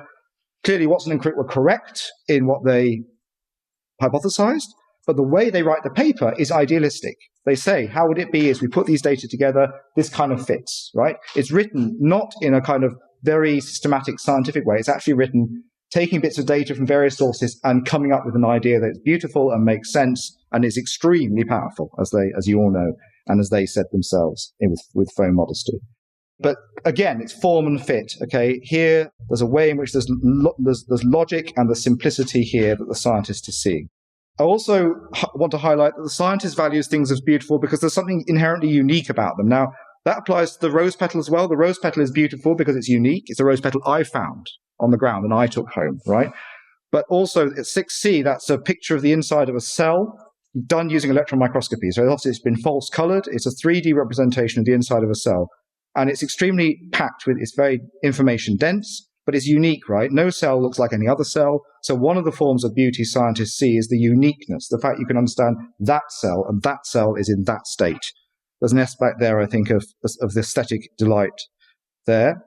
And there's also an element in which symmetry is often talked about by people in science and also people imagining what beauty for scientists might mean. Clearly, symmetry is important. Clearly, symmetry is an important part of a sort of ideal way of understanding things. My examples here are Buckminster fullerene, C60, spherical carbon, which follows the same, it's icosahedral symmetry, so same symmetry as a football. Blue tongue virus is another example of the same symmetry, but the blue tongue virus is 100 million atomic mass units, 100 million Daltons. The Buckminster fullerene is 720, so that's about 140,000 times difference in mass. The same symmetry basically applies. Scientists like this, right? Or people who study this, they think this is lovely, and it helps them understand the way things are. But it's not only about symmetry, and that's why I've only put it in as a minor element here. The HIV, you can see the symmetry is not the same. The symmetry is broken, but actually the underlying symmetry is the same. It also consists of a load of pentagonal and hexagonal structures come together, just like a football, just like C60, just like blue tongue virus. But they've been distorted in the way they're arranged, so the symmetry is somehow broken, and that allows HIV to be as it is. So I'm sorry, I'll be finished in just a minute. Now, so the point is then that there's a sense in which scientists have a lot of kind of different ways in which they perceive beauty in the world. In this, they can be awestruck by what they see, or they can be overwhelmed, and maybe 6C looks a bit overwhelming. It in a way, it does to me. But then also scientists may find a way to make sense of what they're studying by getting into the detail and really understanding it, yes, in a mechanical way. There's also, I think, a kind of enchantment in the fundamental belief that there's purpose to be found in the molecular structure, that there's a reason why it is the way it is and the way in which it operates. And it's interesting, Charles, that towards the end of Cosmic Connections, you make the very interesting point about ethics, that it's not, even if we haven't got better, people want to be seen to be obeying ethics. And similarly, scientists want to be seen to be obeying the rules, even if they're not, right? Even if they're a bit sly. And if they do, try and kill each other's grants, they actually want to be seen as ethical. So it's an interesting point. So we have a kind of belief in what we're doing as being something which is of ethical value, that it has purpose, and we're seeing purpose in what we study. Finally, in terms of my examples before I wrap up, in terms of representation of science, this is thinking more in terms of the public domain. 7 is not a scientific result. It's a bit of artistic representation of the inside of a cell by Dave Goodsall from Harvard. He's done many of these. The point is, we can then represent things to the world, which give an insight into the complexity of what we're studying, and those things in themselves have some kind of aesthetic value. And deep space images, such as that on the right at 7 from the Hubble telescope, they clearly elicit from the general public a profound response as something which is seen as beautiful, also awe-inspiring, possibly terrifying. But to bring it together, in all, I think that enchantment, which I characterized at the beginning as having various aspects in science, I think it's essential to scientific work from the beginning to the end, because it reflects interest in what we study. If we're not willing to be enchanted, moved by what we study, then I don't think we'll understand it. The alternative is to be bored by something, and if you just look at something and you're bored by it, you just sort of see the surface of it. Okay? When we are enchanted by things, whether it is something scientific or the natural environment, we forget about ourselves. We have a kind of ecstatic experience, and I think that experience of forgetting ourselves and immersing ourselves in what we study is an important aspect of how the scientist achieves what they achieve. As I say, it's as if we're addressed by what we study. I would also want to say, and this again is a reference back to Cosmic Connections, you might almost suggest that the world is kind of changed out there by the scientific enchantment that scientists have, by the perception and the knowledge we gain in here, as it were, or between ourselves. It kind of changes the world. It is as if it creates an interspace, a new way of understanding things that scientists maybe can particularly grasp, but through representation for public benefit, maybe it can be grasped more widely. And I think that, and this does come back to what Naomi was saying, I think there's a sense in which when you see the meaning of things, it's as if suddenly you perceive something that you couldn't see before. So Naomi, you were talking about the ways in which suddenly it's an epiphanic moment in which it's almost as if when you look at data and you can't quite see the pattern, there's nothing there to see, and suddenly there is something to see, and there's a real change, a real switch. And I'm saying that may actually, it's a real change in reality that you know that, and maybe you're the first person ever to know that, and that changes reality, right? And so, it's coming from a resonance that you have with what you're studying. So, in speaking of enchantment in scientists, I am using enchantment as a synonym for love. If we are enchanted by things, if we value things, if we think they're beautiful, we delight in them, I think we love them because we want them to be what they are, and we want to understand them how they are. And of course, this comes back to the old thing of loving what you study and studying what you love, and that's how you gain knowledge. As I say, there's particular responses it elicits. And I want to end by just saying that Cosmic Connections ends with the thought that the loss of one mode of connection, one way of being connected, one way of experiencing enchantment, the loss of that creates space for another, which suggests a constant human desire for such enchantment. And I suggest that science may be one of those ways in which human beings have come to seek enchantment in a disenchanted world. It may be that science is a vehicle for realizing that. And I'm actually going to end with a quotation from David Bentley Hart, who I found a very helpful companion, I suppose, in reading what he's written as I've thought my own thoughts. In his book published this year, All Things Are Full of Gods, which is a dialogue. It's a four-way conversation, but anyway, so it can't be a dialogue, but a tetralogue. Anyway, there's one of the characters, and I suspect it's Hermes, I can't quite remember, is talking about the persistence of the desire to find enchantment, which is what I'm talking about as science as a reflection of that. And this character says in All Things Are Full of God, there being us. So remember, these are gods talking. These are four gods, Eros, Hermes, Hephaestion, and Psyche. The four gods, and Hermes probably, I think, is saying there, us humans, their nature dictates that they can never be at home in a world that doesn't speak. This is why it is that even now, in their disenchanted age, they delight in fables about talking animals and in stories that infuse inanimate objects with consciousness and personality, and in any other kind of tale that tells them that there's a subjective depth in all things that knows them as they would wish to be known. I realized I have come to think of your gifts as meager and scant. Needle pricks upon the window, the millisecond ironic, inharmonious chant of the drill fixing the escalator, and the fingertip rain attending to the bend in my elbow, and the hand of the child so trusting unconscious upon my neck. Such gifts, such trivial breaks in the monotony glass. Smash through, my God, I ask you, and leave me bleeding at the splintering event and afterwards. No veil, no wall, no mirror, no twin spirits, only one. And this last poem is called Hope One, and it's after a painting by Klimt. There are a series of paintings by him of different figures of hope, so I encourage you to look those up. Hope is the pregnant woman that Klimt painted and you saw on the gallery wall. She stared out at you watching her and noting her body, round with readiness, the skull above her head like a crown. Her hair was aflame and her eyes saw you, not the dark figures behind her. Her hands held her world together instead of hiding her bare breast. She has made herself vulnerable to being seen. She has not covered herself with the star-dipped fabric or the tapestry of eyes, who, like her, are watching you, curious. Nowhere in the room can any of us find shame. In her hair she wears flowers. She has adorned herself with fragile touches of beauty, all so that she can wait and see. Thank you.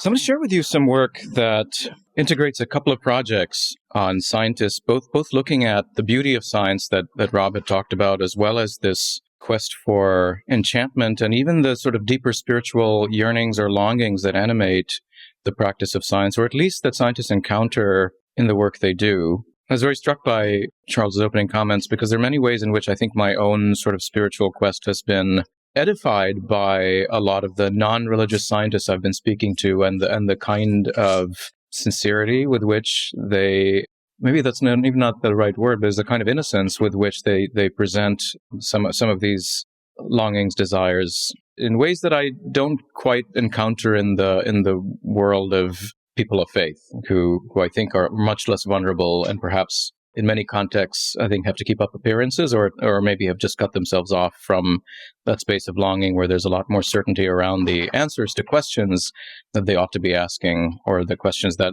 ought to be asking themselves within us. And so this has been a personally very rewarding journey. And I think it, to some degree, gets at the question that Naomi asked about whether whether science could serve as a system of knowledge that points beyond itself, right? And I think that is a question that emerges from these conversations. One of the things that I've been noticing lately is perhaps we are on the cusp of, or already are well into, some sort of a new romanticism. There are articles being written about this in Psychology Today and in The Guardian. We have folks like Tara who've written extensively on this. New York Times, David Brooks has written on it. Even in the business world, there are folks like Tim Liebrecht, who started the House of Beautiful Business, which is a kind of neo-romantic movement in the business world. So there's something going on where there's a pushback against the rationalism that you're seeing in Silicon Valley and in the tech world especially, and a hunger for something. And then part of the, some of the symptoms of this are, I think, the loneliness epidemic, but the turning towards the spiritual among folks in the tech community.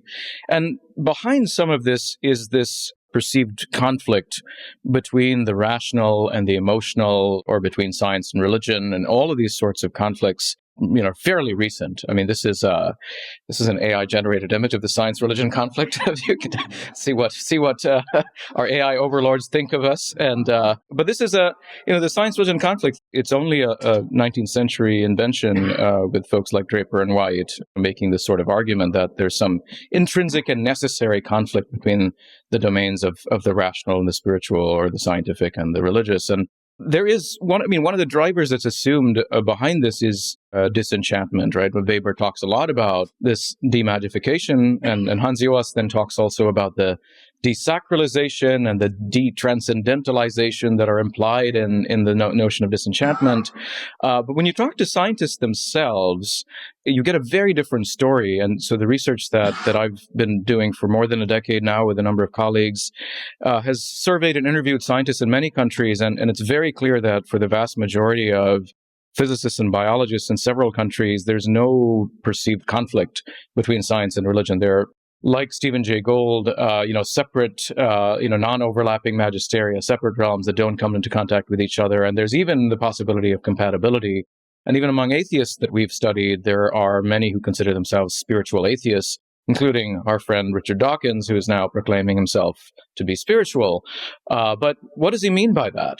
What is this word referring to? And what kinds of longings or yearnings is this trying to express? That's been a big part of the work I've been trying to do in a project that we're calling Meaning and Mystery in Science. And we're trying to get at how scientists in different national contexts experience the sort of enchantment that Rob has been talking about, and how the practice of science might be relevant to deeper desires for connection to self, others, nature, and even a higher power, and the factors that then facilitate or inhibit this kind of yearning. And especially for those scientists who are non-religious, in the sense that they're not part of any kind of faith community and part of any kind of religious, they don't have any religious affiliation. So what kind of language do they have for this? How do they articulate these yearnings, and what do they do with these longings once they emerge, if at all they do? And there's a question as to whether or not these longings are universal, because some people we talk to claim that they don't experience them. And there's a question of, well, what do you do about that? How do you make sense of that? So what I want to share with you just is a lot of interview data that comes out of this project, and some of the things I heard that have really moved me and have been trying to think about what are these categories telling us. Very briefly, the methodology here for this work is to look at physicists and biologists, mainly because physics and biology are two of the basic sciences that are seen to be in some tension with religion. The focus of this work is in 4 countries, the US, UK, Italy, and India. In 2021-22, we surveyed nationally representative samples of physicists and biologists in these 4 countries, more than 3,000 completed surveys, and then we did in-depth hour-long interviews, primarily on the role of beauty in science, as well as awe and wonder, and experience of the sublime, and so on. And then this past year, we've been doing more in-depth interviews for some of them 2 to 3 hours at length, trying to understand the sort of spiritual yearnings of these scientists. So just to tell you a little bit about what the demographics look like, 44% of scientists in these countries consider themselves to be neither spiritual nor religious. 20% consider themselves to be religious but not spiritual, and many of them are in India. So these are folks who say, I belong to a particular faith community, I participate in the traditions and the rituals, I think it's mostly nonsense. But, my spouse is, devout and, so we do the pujas at home or they might say I'm a Muslim and, this is part of my identity. And I participate in Ramzan and I fast and so forth, but I don't really believe any of the spiritual content. Italians, you find similarly, you folks who affiliate with Catholicism but consider themselves to be not spiritual. Then you have many who consider themselves to be spiritual but not religious, and that's the group I'm most interested in for the purposes of this next few minutes. And then the people who are both spiritual and religious, so they're conventionally religious and they also have some kind of inner life that matters to them. But I'm mainly going to talk about this particular category here, and that's what we've been spending time really trying to understand, as well as some of the folks who are in this category who claim to be not spiritual in any way at all. So is science disenchanting to scientists? And we ask scientists, whether the practice of science strips away the meaning and mystery and magic from reality, as many seem to think. And there's a unanimous rejection of that idea. Scientists say there's no way that science is disenchanting. Rather, it heightens the sense of mystery and magic. And they're very comfortable using those terms in ways that I found surprising. And just to give you one example from an Italian biologist who told us, when you see something that you still cannot explain from a scientific point of view, because science does not absolutely explain everything around us or inside us, right? So there's a sense of that acknowledgement of the limitations of science, then a little sense of magic remains. When something happens and you don't know why, but you see it's working, when you study how a cell works, which means millions of processes, all interconnected, intersected, orchestrated to each other. And that theme keeps coming up over and over again in our interviews, that sense of how everything is connected, a sense of harmony. And you consider that there are billions of these cells in your body that, as long as everything goes well, are working in a coordinated and effective way. This is actually a breathtaking insight. Again, from a scientific point of view, one might not say that this is a scientific insight, but for this person individually, there's something around that encounter with the intersection of things, with the connectivity of things. I'm not speaking about how this was created, because I don't believe in creation, I don't believe in God, I believe in evolution. And again, so that science-religion tension, does seem to creep in every now and then. I don't know if there are higher powers involved in any way. I don't think so, right? And so there are all of these different themes that we hear over and over again. And in trying to make sense of this kind of enchantment, and by enchantment, what we mean is the sense of awe and wonder that is connecting the person to some object or agent beyond the self that they're perceiving as intrinsically meaningful, right? So that's that kind of experience of enchantment. We find there are three main modalities, what we're calling transcendent, immanent, and then liminal. So transcendent is the folks who are primarily both spiritual and religious, who see there being a super empirical reality, and that science points to God or some higher power, maybe fate, but there is something beyond the material that these experiences of awe and wonder are pointing them to. Then there are folks who are completely within the immanent frame, they're buffered selves, and yet, even among those folks, it seems like there is some kind of desire to they even talk about transcendence, but they're very clear that it's something that pulls me out of myself, but it ultimately has to be explained completely within the material world. That there are people like Alan Lightman at MIT who call themselves spiritual materialists. So they are committed to the ontology of materialism, and yet they want to have their spiritual cake and eat it too. So the liminal category is the more interesting one, where there seems to be two possibilities. One is just an uncertainty where, like the previous scientists you heard, and even like this particular scientist who says, I'm not sure that I agree with all the people in the church about a divine being.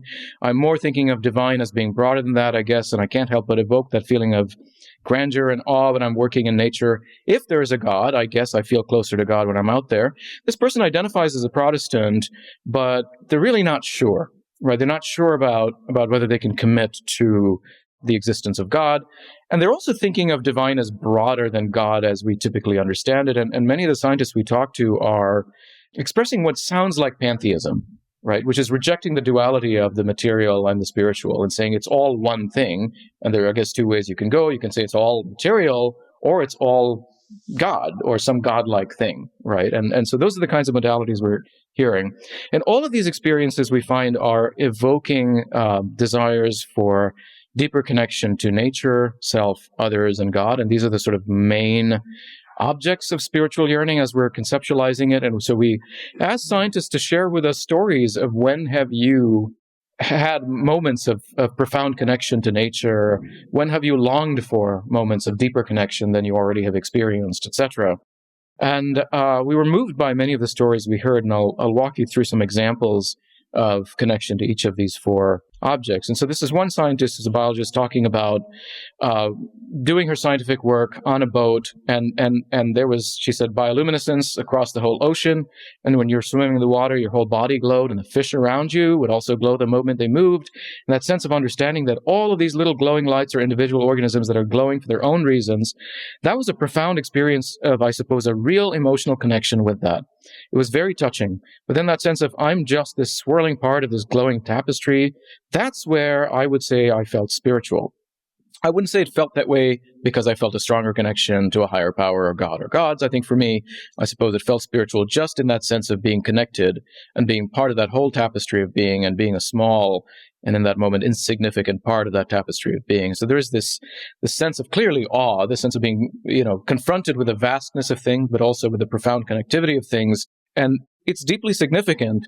It's not clear to this person, and again, to all the scientists we talked to, how this is relevant to their scientific lives. But I think, as Rob has argued, it is a fuel that without these experiences, would the practice of science be significant and meaningful, and would they be able to sustain that work? Another example of connection to nature comes from a scientist who talks about, a U.S. biologist who talks about birds and hearing the birds and feeling a sense of connection to other living things. And then whenever you hear the wind, you're kind of getting more big picture and thinking about, the connection between what's the wind interacting with, the leaves, and how the wind got there. What's wind on like a cosmic scale? It's just something bigger than you to focus on, which is the closest I'll get to something spiritual. And so that term is something that makes sense in the experience of connectivity to everything, and to that kind of contemplation of how all things are connected. And the moments that scientific practice affords for this kind of contemplation are really seen as valuable. Connection to self is an interesting theme, and the connection to nature is pretty obvious for people who are, working, biologists working in the field, and it's a regular part of life. Connection to self varies. There's a lot of variance here in what this means. There's some scientists who feel more connected to themselves when they do scientific work. This one scientist in India told us, I think it helps me understand myself more because I like spending time doing introspection when I'm analyzing data, meeting people, when I make mistakes. That helps me learn more about myself. But you also find people who are disconnected from themselves because of science. And we've heard from many graduate students and postdocs, I do feel like I'm missing something, and maybe that's the nature of graduate school. I don't know about other people, but I've lost a sense of self because everything's just wrapped up in working. I yearn to have the connection that I had whenever I was younger.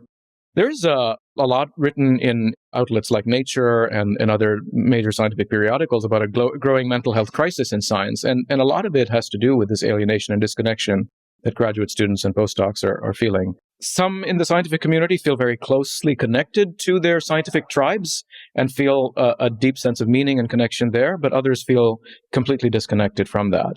There's another kind of, these are the kinds of reasons why it becomes challenging to categorize some of these data, and we're still working on analyzing it. So here's one kind of idiosyncratic example. One Italian biologist told us, it happens that I think intensely about a thing or person, especially at work. I think intensely that I have to work with a person. And after a few days, that person comes into contact with me. I have a spirit of observation for these things. Maybe they're manifesting something. I don't know. I've acknowledged that they happen, even if I don't know why. I've always accepted these things. They came and went.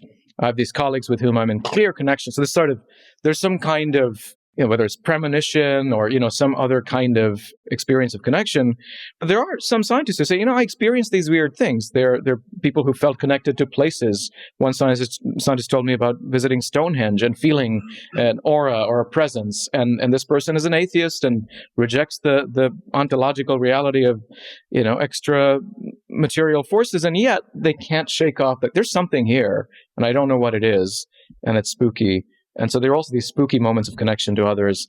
Also, some very moving experiences of people being very vulnerable with us, sharing with us, like this one UK physicist who told me that his father died when he was very young. He said, I truly felt abandoned as I was growing older, and my mother had remarried a very abusive man who was not particularly present. All that's in the past, but it does affect you. And I think my strongest feeling of yearning today would be to have that feeling of being safe and okay and just myself and accepted.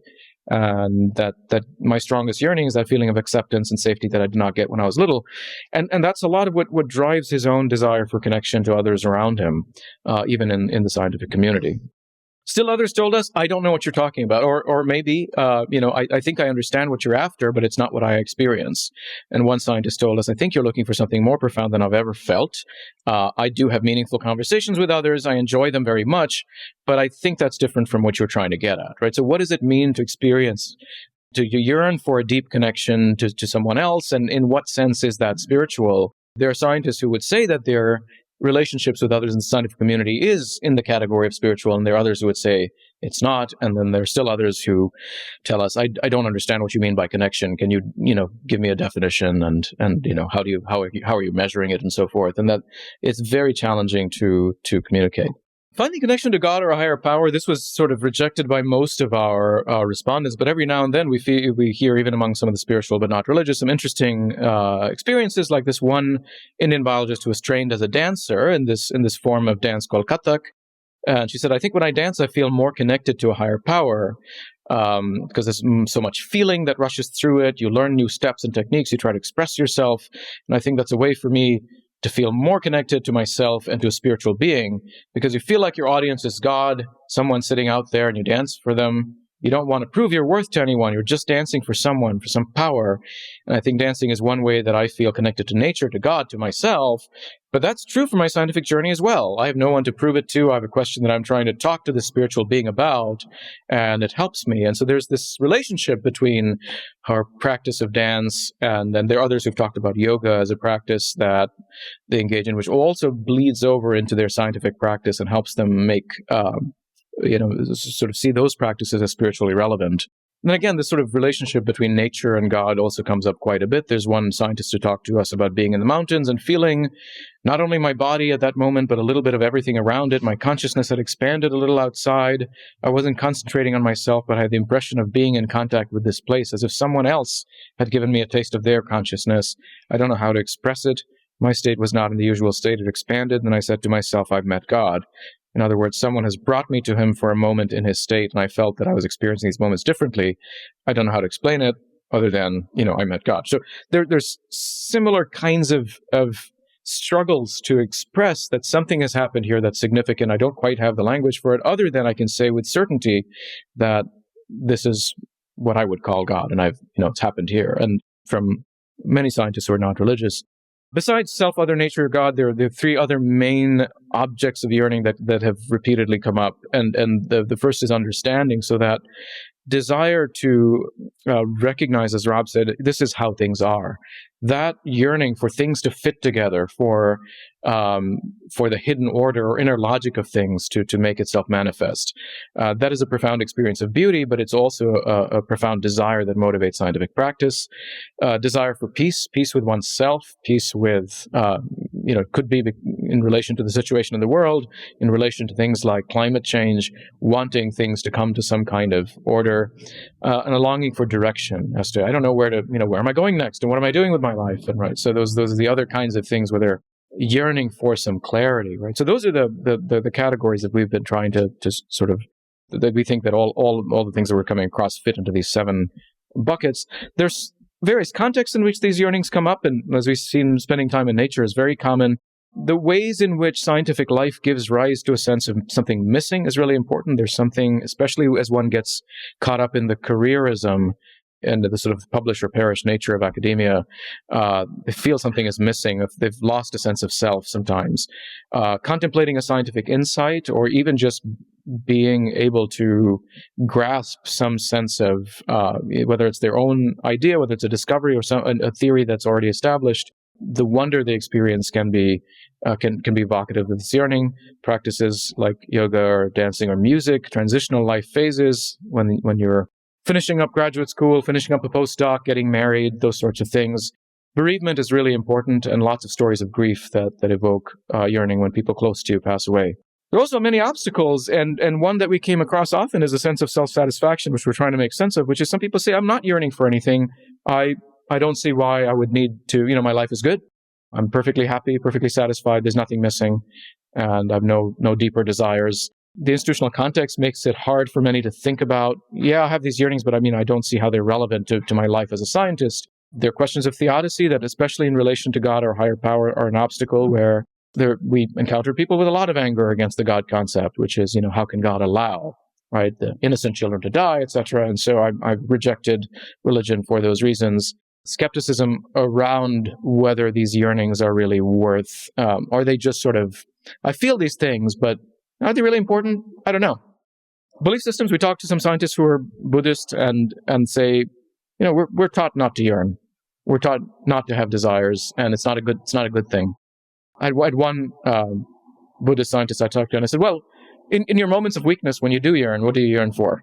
And he said, well, what I really want is faster technological progress, which I thought was a very strange object of yearning.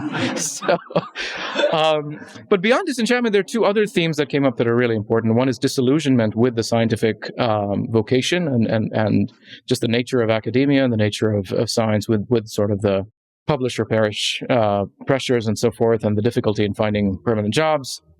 And demoralization with what scientific advances have done to our planet.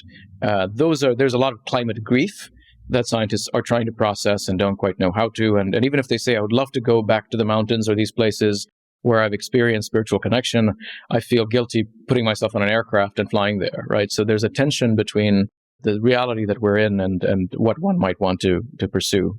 So finally, just I want to, these are questions that I'm left with at the end. Is science a locus of cosmic connection? Can scientific theories and models provide a subtler language that restores cosmic wonder in an age of disenchantment? There's some things that you can't express except in the language of mathematics, right? And so when scientists say that they're moved by the elegance of some of those equations or formulas, what do they mean there? Echoing what Rob said, can science afford a unique form of interspace? And if it does, will scientists take this seriously as a third domain, right, between the subjective and the objective? And how might science maybe better need to integrate with poetry and other forms of art to function more fully as a spiritual resource? How do we make sense of those scientists who tell us they have no yearnings for connection? And then finally, I'm still scratching my head around to what extent the things that scientists are talking about fit within the concept of spiritual. What is that? What is the scope of that concept? And there are scientists who tell us, I really feel a sense of spiritual connection to my colleagues at CERN, the big particle accelerator, and the sense of we're all in the same thing together, etc.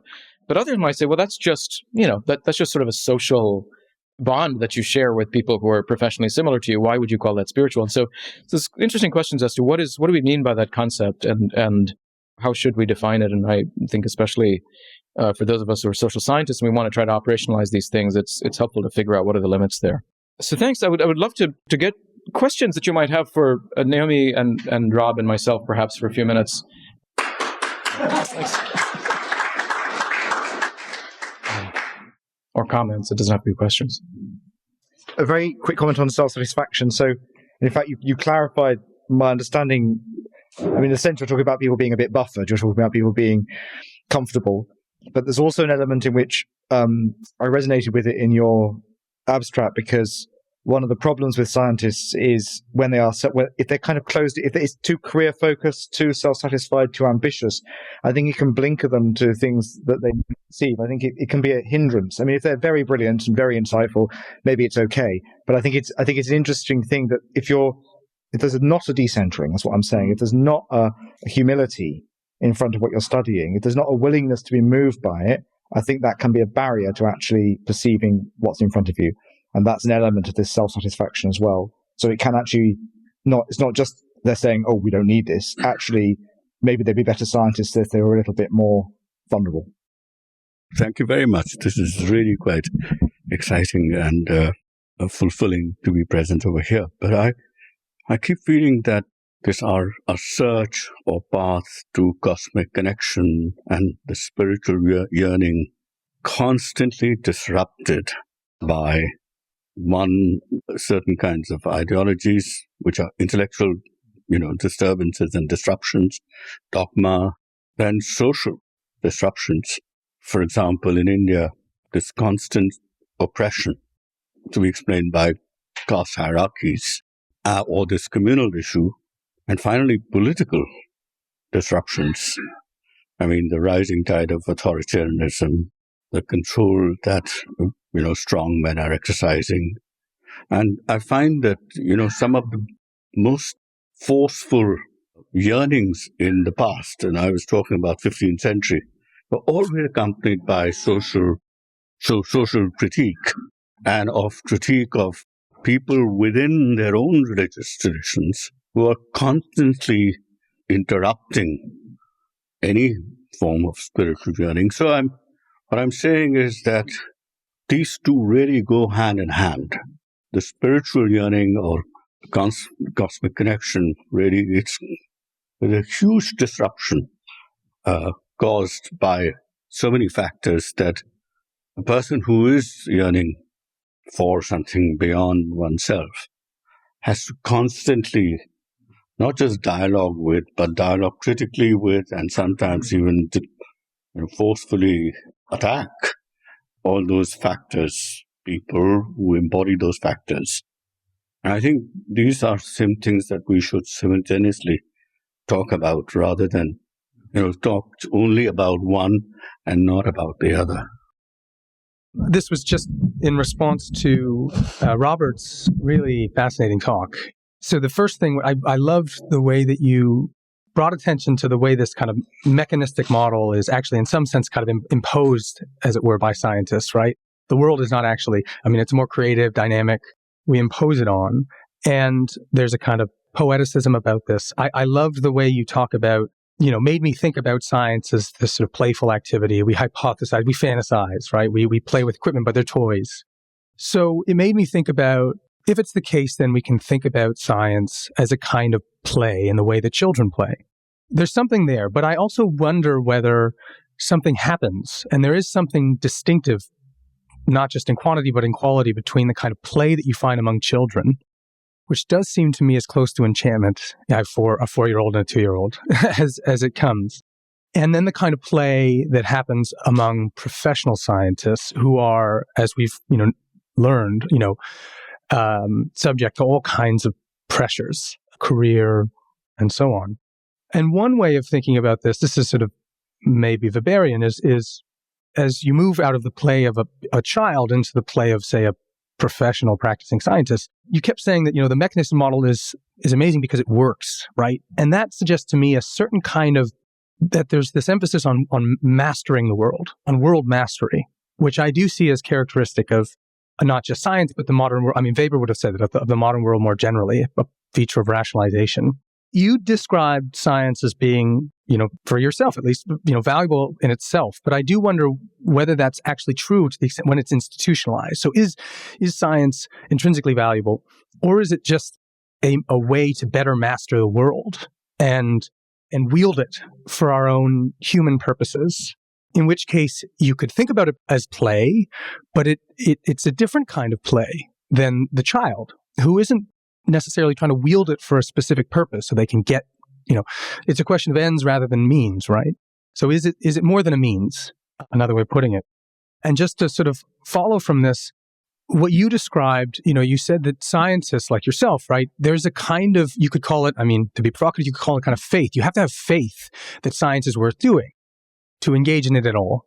I have to say, Weber argues this in his famous essay on science as vocation. In fact, that's the idea of science as a vocation.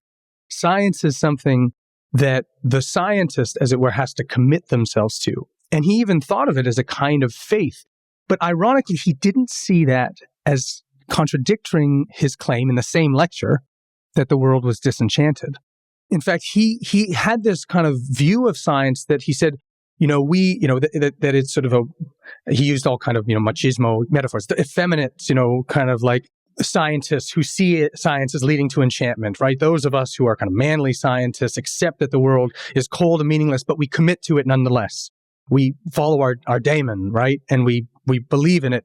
And it's a kind of subjectivist faith, you could say, for Weber, right? Like it's really about a personal commitment to this, but it doesn't necessarily tell us about the world more broadly. He was committed to the view that the world was disenchanted. So I don't know whether, maybe Weber was wrong. Maybe he was being a hypocrite. But I'd be curious, not that you have to know Weber, but how to think through that question. There'll be more to say, but on the first point, that's a very interesting issue about different kinds of play. I suppose a couple of things. One thing is, of course, there's other games like chess and various games of those sort of board games which are all about world domination, right? So there are ways in which play itself kind of starts to tip over into thinking about mastery, okay? But more fundamentally, I suppose what I'd say is I think that you're right, that the kind of science is a system and aspects of it are definitely pretty disenchanting, right? And actually, the way scientists behave can be pretty disenchanting because they can behave very badly. I suppose my point is kind of more basically that the thing that makes somebody wants to become a scientist, and the thing that, particularly when they're younger and establishing themselves, what keeps them at it is a sort of more childlike, more innocent approach. And then they kind of get spoilt, potentially, or not always. Right. And some people remain. Max Perutzi's obituary in the Times ended, Max Perutz was a wonderful man or a wonderful human being. The great can be good, and that's because great people often aren't very good, but Perutz was actually quite a good man as well as being a great scientist. And so I suppose the point is that people can maintain an innocence or an idealism, but many people become very kind of slightly spoilt by. But the funny thing is, I think what keeps people at it, what causes people to become scientists and stay up overnight doing the work they need to do, and really sacrificing other interests to it, is a kind of more childlike aspect to it, particularly when they're young. But you're right. The play becomes pretty serious, pretty deadly at times. And then I think there's I can't comment at all on Weber, but in terms of the issue of commitment, yeah, I mean, I think there's also, yes, I mean, I think you're right, and I think there's a difference. That's an interesting point to have made. It's an interesting distinction, because it's true that I would say that there's a kind of, you need a faith, a commitment, as you were saying, Weber said. And I suppose there are ways in which that can be just sort of followed in a sort of, rote way, rather than it being something which you're resonating with. And so it could even be a little bit analogous to what Brandon was talking about in terms of people who observe particular forms of life because they're associated with a particular religious tradition, and the difference between that and actually believing in the religion. I want to start with a little bit of background about what I'm working on and why I want to talk about magic so badly. So my current research project is a trade book about essentially the intertwined histories of magic and what we might loosely, problematically, debatably call modernity, looking in particular at the intellectual and social influence of the tradition, the social and intellectual milieu around learned magic, what the scholar Francis Yates famously termed the Hermetic tradition. I have my own quibbles with that, but that's sort of, we only have 10 minutes. So roughly from the revival of the Hermetic tradition and the wider Neoplatonic revival in 15th century Florence, through its influence on the scientific tradition, through alchemy in particular, on the proliferation of liberal democracy in terms of the spread of secret societies and affinity networks, including Rosicrucianism and Freemasonry, and particularly in the post-Enlightenment era, its role in 19th century reactionary and anti-modern aesthetics, on poetry and the arts. We find sort of Hermetic influence in Blake and Yeats and Eliot and so many others. And finally, via Jungian psychology and the 60s counterculture on the developments of religious sensibilities surrounding the development first of the personal computer and then of the networked internet and into the age of social media.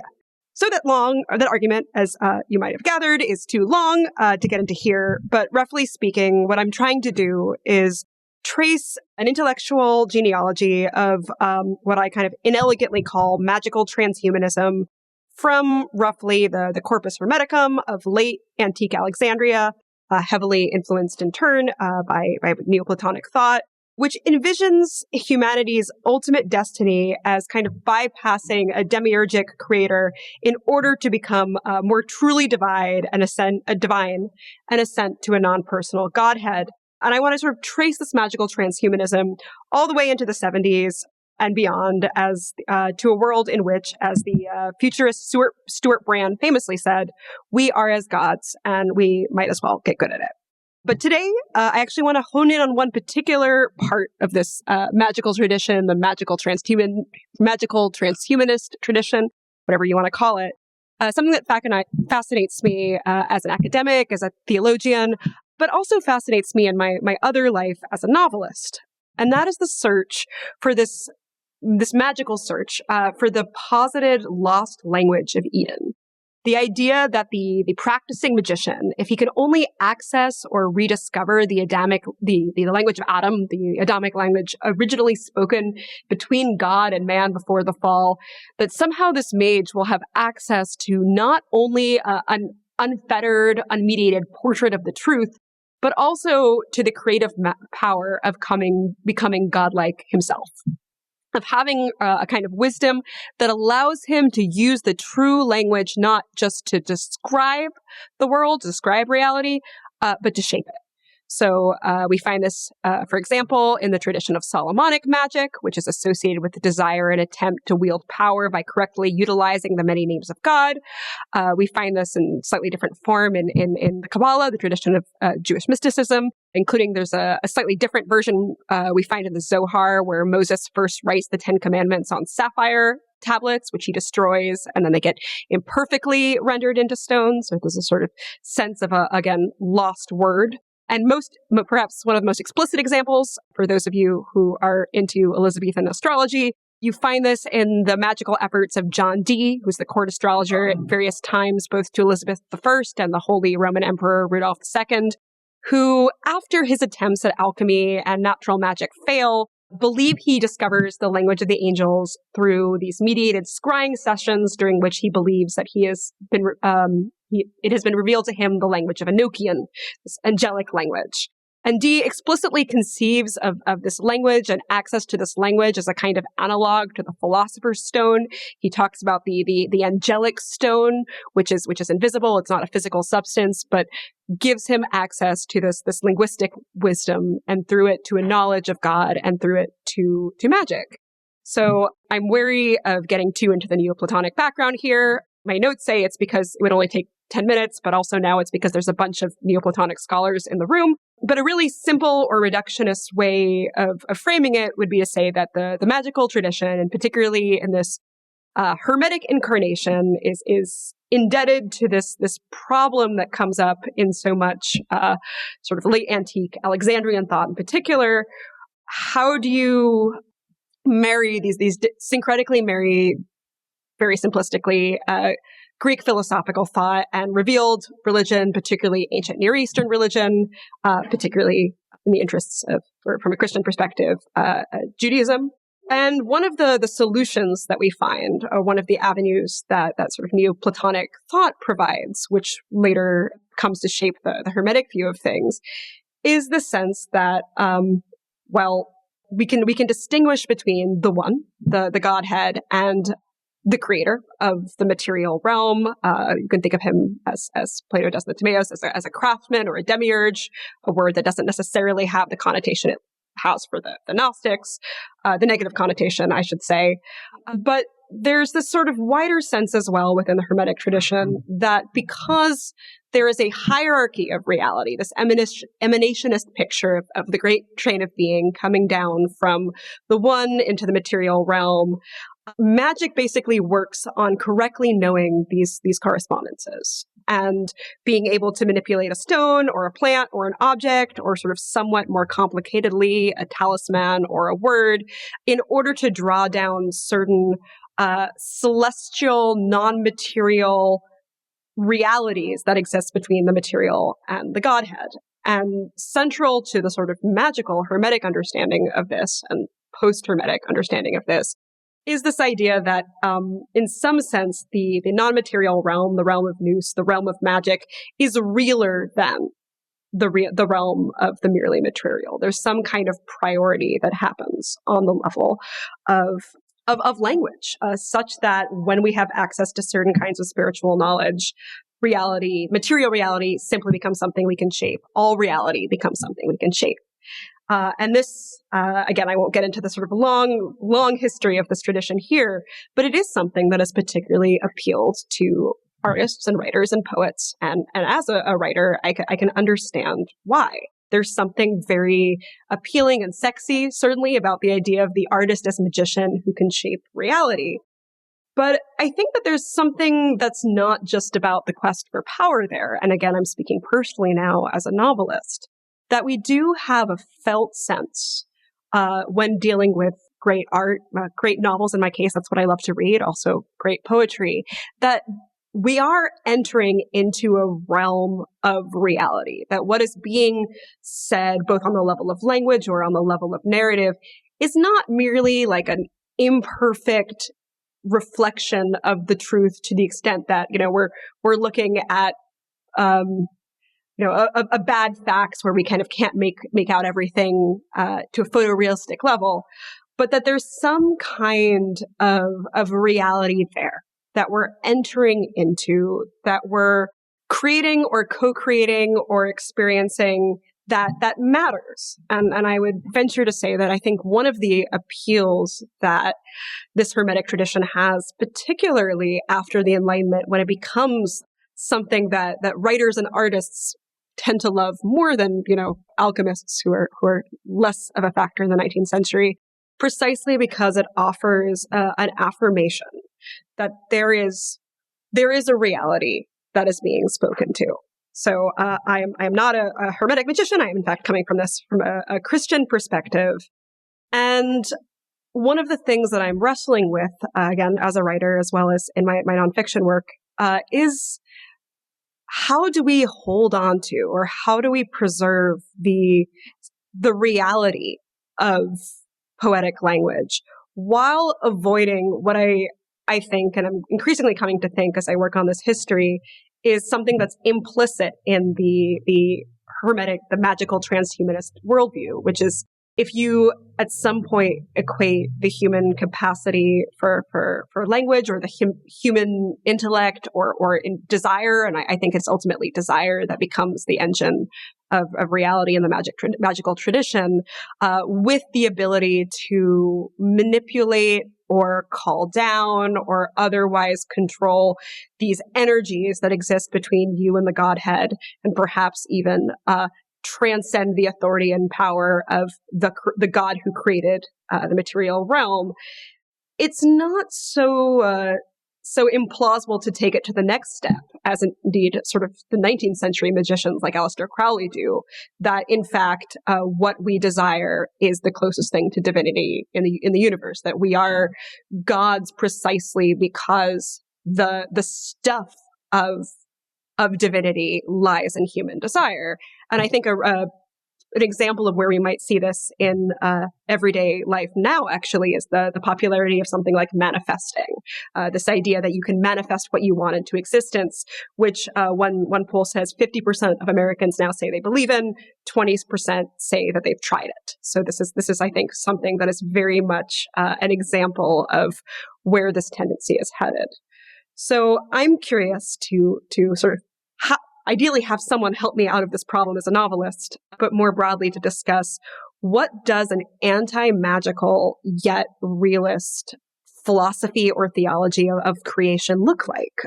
How can we think about the reality of the created world, or the meaningfulness of the created word, without thinking about ourselves as mere appropriators of the divine act?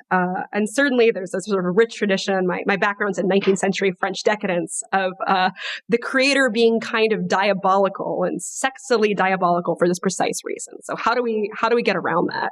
And I don't have a complete answer. I wish I did. But I think that something that constantly brings me back, or gives me a sense of purpose as a novelist, is in actually thinking about my own creative work as a kind of wager on meaning. That what I am doing when I am writing is not attempting to kind of emanate parts of myself into the new sphere or create a kind of reality, but to enter into, by virtue of what I'm doing as well as what I'm actually saying or what I'm writing, a kind of relationship with both other people and the divine, a sense in which I'm entering a field of conversation where I am both shaping language that is in turn being shaped by the stories around me, that is being shaped by language available to me, which is in turn the product of kind of cultural flow, grander storytelling.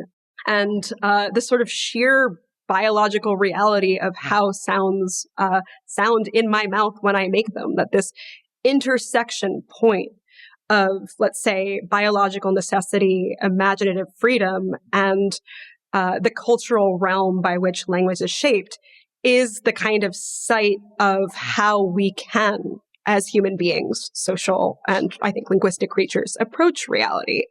And so I find it most useful to think of art or my own artistic creation as not just a kind of prayer, maybe liturgy is too strong a word, especially if it's private, but as an entering into a meditation on the fact of that realm. And actually, Cosmic Connections has been hugely helpful to me in my own work at kind of getting at the sense that there of aesthetic realism, that there is something, even if we don't know what it is, in the process of participation.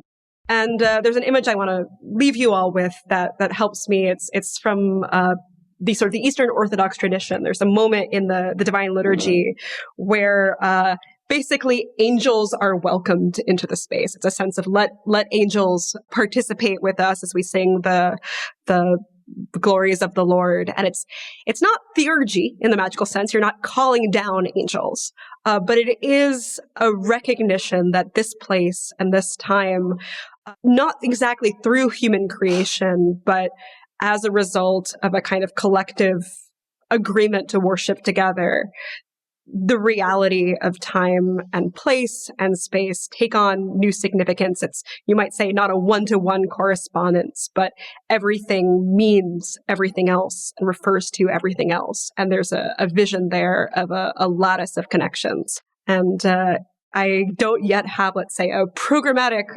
analysis of why the Divine Liturgy can help me personally as a novelist. But I do think it provides us a starting point to start thinking about what anti-magical realist creation might look like. So I'll leave it there. All right, so I'll try to honor the time here. It's a little ironic to write an abstract for a presentation when just reading the abstract will take more than 10 minutes.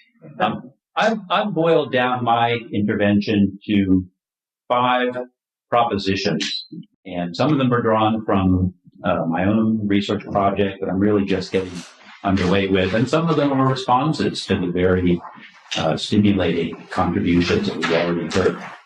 Proposition number 1 is one of 2 ideas that I set out in my abstract for this meeting, namely, agency is ecological. What do I mean by that? I've been working recently on a critique of contemporary models of agency. First and foremost, tend to be highly individualized. But our philosophical conceptions and religious conceptions of moral agency often tend to focus on individual moments of decision or choice.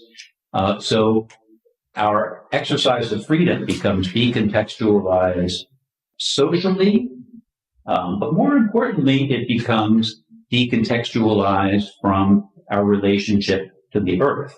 So my argument is that we need to decenter the role of the individual in our understandings of how moral agency works and recast our attention toward these additional dimensions that are essential, that are ineliminable from what it actually means to exist as a free being. So that means that agency has to be contextualized in social environments, that it has to recognize that agency is enacted only in narratives, in ongoing stories. It has to recognize a historical dimension. But most importantly, for my purposes, we have to affirm the material, not just preconditions, but participants in agency. Some people write about assemblages. Jane Bennett, for example, has written about vibrant matter as something that we interact with, and that is, again, not just sometimes part of it, but always the substrate of our capacity to act. So that's my first point here. My second proposition is that values can be mediated visually. Now we have here Charles' wonderful book about poetry, and poetry provides a certain type of language that enables certain sorts of experiences that might arguably be different from other discursive forms of language. What I've been working on, though, for quite a while is the field that's known as visual ethics, and the idea that images, that visuality affords encounters, perhaps knowledge, or perhaps a grasp of values in ways that aren't always mediated by words. And I include here this image. This is only, this is most of the full image. This is a picture that some of you might recognize as coming out of the civil rights, the recent Black Lives Matter movement in the U.S. But I don't want to say anything about this image other than to ask you to react to what you see in the first place. I could give you all kinds of context about this image, and I could point to ways in which how we interpret the image is largely shaped through interpretive, discursive frameworks that we bring to it. But I still want to say that there are certain features, and again, I'm sorry, this is not it's not quite the full image, but there are just things in the posture, in the juxtapositions of facial and other features that we respond to even arguably before we begin to further interpret what is going on in this image. And it's a powerful image, and it's one that captures a number of different things. But my contention here is that when we can unpack this in ways that attune us to value that are, again, are arguably non-discursive or pre-linguistic. And there are many different ways in which visual images can embody what we can think of as ethical or moral content. We have this wonderful poem that interpreted Klimt's painting of hope through poetic language, which gave us a kind of double mediation of what is a virtue, a theological virtue, a moral virtue, hope. Third proposition, disenchantment, and going along with it, the language in Charles's book of connections, or sometimes he speaks about reconnections to the cosmos, can be a counterproductive framework for thinking about our condition. Why do I say that? There are a couple of reasons. The main one is that the idea of disenchantment is rooted in, and again, arguably reinforces a kind of dualism, a way of thinking about humans and their surroundings, humans and nature, humans and the cosmos, as fundamentally separate and in need of connection, where connection is problematic. My counter proposal would be that we always are already connected, but that we simply don't necessarily see that, or we have convinced ourselves, or otherwise, I'm not sure here if we should use the language of alienation or not, but we've covered over or bonded ourselves to a view that doesn't recognize our earthiness, as I'm saying, the way that we are dependent on, bound up with other people, the earth, history, and so on. If we think about disenchantment, the term itself, we note the root, the idea of enchant.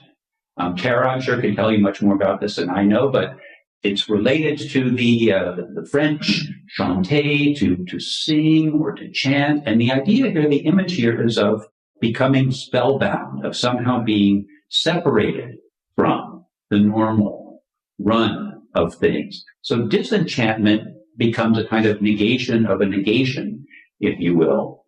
But enchantment itself interposes a distance between ourselves and our environment. It's probably not incidental that this emerged at a certain point in late medieval history as a way of characterizing how we can become bound up through a process of casting a spell from our normal state. Now, I would also say that the idea of disenchantment in the Weberian sense is one more of what Charles and others have elsewhere called a subtraction narrative. And so we're tempted to think of disenchantment as a process of removing magic from the world around us. But again, my argument is that we should think about flipping the script a little bit and think of it more as imaginatively removing ourselves from the world. And so the task is not somehow re-enchanting the world, it's liberating ourselves from the illusions of separateness, the illusion that nature is something fundamentally distinct from culture or from humans. And we find this movement going on in a lot of post-humanist or new materialist thinkers right now. And I think that's a valuable clue to follow. My fourth proposition is that secularism is a process of flattening and excarnation. And it was interesting to me, Charles, that word excarnation played a very important role in a secular age, but it doesn't come up again in Cosmic Connections, because I think a lot of the issue here is that there's an attempt to return to our bodily presence in the world, and that's one of the things that poetry can do for us. A secular age had an interesting analysis of excarnation because it is a removal from a complex of things that include our bodies, but also our history, our society, and ultimately our relationship to God. Now, the secularization process involves excarnation, and it brings with it a flattening of experience through a number of different realms. My fifth and final proposition goes to the question of how to respond to what I'm describing as a flattening. I think that the moral life requires a sense of difference, a sense of otherness, a sense of contact to things that are beyond us and in some sense higher than us. And that sense is what makes a kind of humility and a kind of decentering of our own interest possible. So I would put the proposition this way. Brandon just referred in his presentation to the idea of something missing. Habermas famously wrote about an awareness of what is missing. My proposition would be that the something missing is actually there, and that the problem is not restoring it somehow, but recovering our awareness of it. So if morality, ethical progress depends on decentering the self, part of that process is developing our resources for what Michel de Certeau called heterology, our grasp of what is different from us and of how those relationships constitute us. But it also involves the overcoming the illusion of independence and seeing our coexistence, but more importantly, interdependence with other people, with history, with the Earth systems in particular. That's where my notion of ecological agency comes in, and ultimately with higher powers. Charles spoke about the impact of Gandhi, and Gandhi's insight was into the power of interdependence. His notion of ahimsa as a law of love was a recognition of the way that our interdependence with others is actually a fact in our lives that we can tap into in order to improve our moral awareness. Just a couple of closing thoughts about ways to accentuate our sense of our own ecological agency, our own interdependence, our own pre-existing, always existing connection to the cosmos. One topic that I'm exploring in my own work is the way in which certain kinds of gardens or gardening experiences can foster this sense. I noticed that Charles mentioned in Cosmic Connections at a couple of key points how gardening was one way in which one could feel like one was restoring a connection to nature. An interesting book I've been reading recently is Edward Casey and Michael Marder's book, Plants in Place, A Phenomenology of the Vegetal.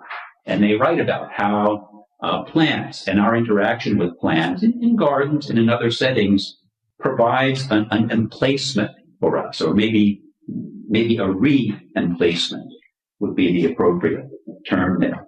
Two more quick thoughts. One is a response to Charles, to your earlier remarks about your own biography and the impact of La Nouvelle Théologie in your upbringing. I think that ressourcement, that approach of de Lubac and Congar, is something that can be maybe reconfigured and applied in this context. We are regrounding ourselves in the sources that are already there and in which, at a certain level, on which we already depend, and even, one could argue, practice a kind of faith. Yes. Those sources are our relationships to others, our relationship to the earth, to life, and perhaps to other powers beyond that. We also see, this is my final brief comment, in the field of environmental humanities, in which I work, a growing emphasis on looking at indigenous communities which are closer to or more aware of these connections that I'm talking about. They talk about traditional ecological knowledge, TEK, as an important resource for us to tap into in shifting or transforming not the world, not re-injecting magic or spirituality into the world, but transforming our own outlook or awareness into through a process of ecological transformation, or as Pope Francis calls it, ecological conversion. So I'll wrap up with that. Thank you very much.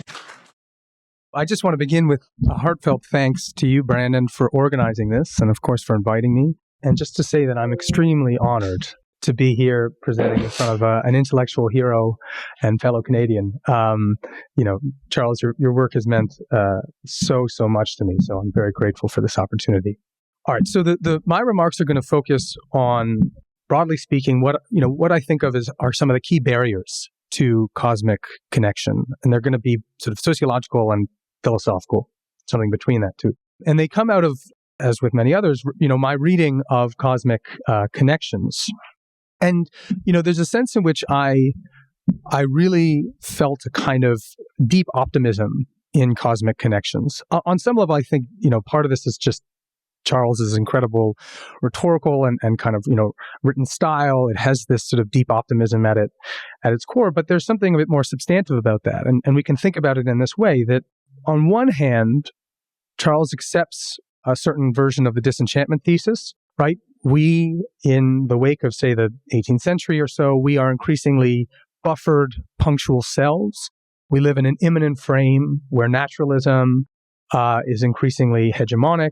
We live in institutions which are increasingly rationalized, bureaucracies, the market, and also, as Hartmut Rosa would say, accelerated. Time just seems to be moving faster and faster.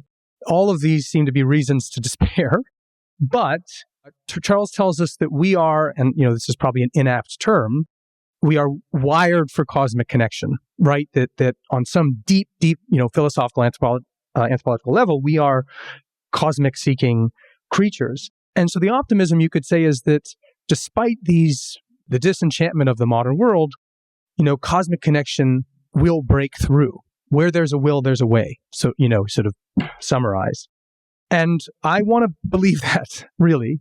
But I want to also think realistically about what the challenges are in the face of cosmic connection being actually achieved. And so I want to think about what those kind of barriers are. How great are they? Can they be overcome? What would it require for us to overcome them? Not just personally, but societally. What would we need to do? What kind of actions would we need to take? And to put it maybe somewhat provocatively, what would we need to sacrifice to achieve that? Again, not just personally, but collectively. And this will lead into my final remarks about, or not really remarks, but questions that I'd love to hear from Charles on. What is the kind of good that cosmic connection is? Is it one good among others, or is it the kind of ultimate good from which all other goods derive? And that, I think, is a very important question for us to figure out, because it will also help us to answer the other questions. What are we willing to do to realize this good? Okay, so I'm making a distinction, which is, ideal typical, between two different kinds of barriers to cosmic connection in let's say, the 21st century. And I'm thinking, of course, specifically of, in the kind of North Atlantic world. The first kind of barriers are what I'll call characterological. And here I'm thinking of, characterological in kind of David Riesman's sense, the idea that every social order sort of encourages and even normalizes a particular social character. I think it's safe to say that, the world that shaped Charles Taylor is not the world we live in today. I think that's an important fact to kind of come to grips with. So I want to start with a kind of shameful confession, which is that when I read the poetry that Taylor wonderfully includes in Cosmic Connections, I feel lost. I don't really know. I don't know what's going on. I am profoundly dependent on him as a reader to help me understand and have some, orient myself in space. Now, I say this because I think on some level, this is not unique to people of my generation. That many of us are living not just in the wake of the kind of classical secularization, the decline of, say, Orthodox religious belief, but also in the wake of what Simon During, I think, helpfully calls second secularization, which is, roughly speaking, increasing decline of faith in the humanities. That is to say, of the canon, of the idea that art, in the broadest sense, has deep objective truths there for us. And I think that, we see this. We can see evidence for this in the declining enrollment of humanities, programs, the way that increasingly, the marketization of the humanities. So what this suggests to me is that, when I was reading Cosmic Connections, it became clear to me just how much Taylor, Charles, as a reader, has these incredible capacities. These are not just knowledge. It's not just knowledge. It's also a certain set of dispositions, a set of competencies that I do not have. And I don't think many of my generation have, right? That we lack cultural frames of reference. We lack, deep formative experiences that would allow us to appreciate and receive the kind of insights that, say, Romantic poetry contains. Now, I'd be curious to know what Charles thinks of that. He might say, in response, that poetry is just, his love. It's not everybody's love. Maybe that's, not the only way that we can see cosmic connection.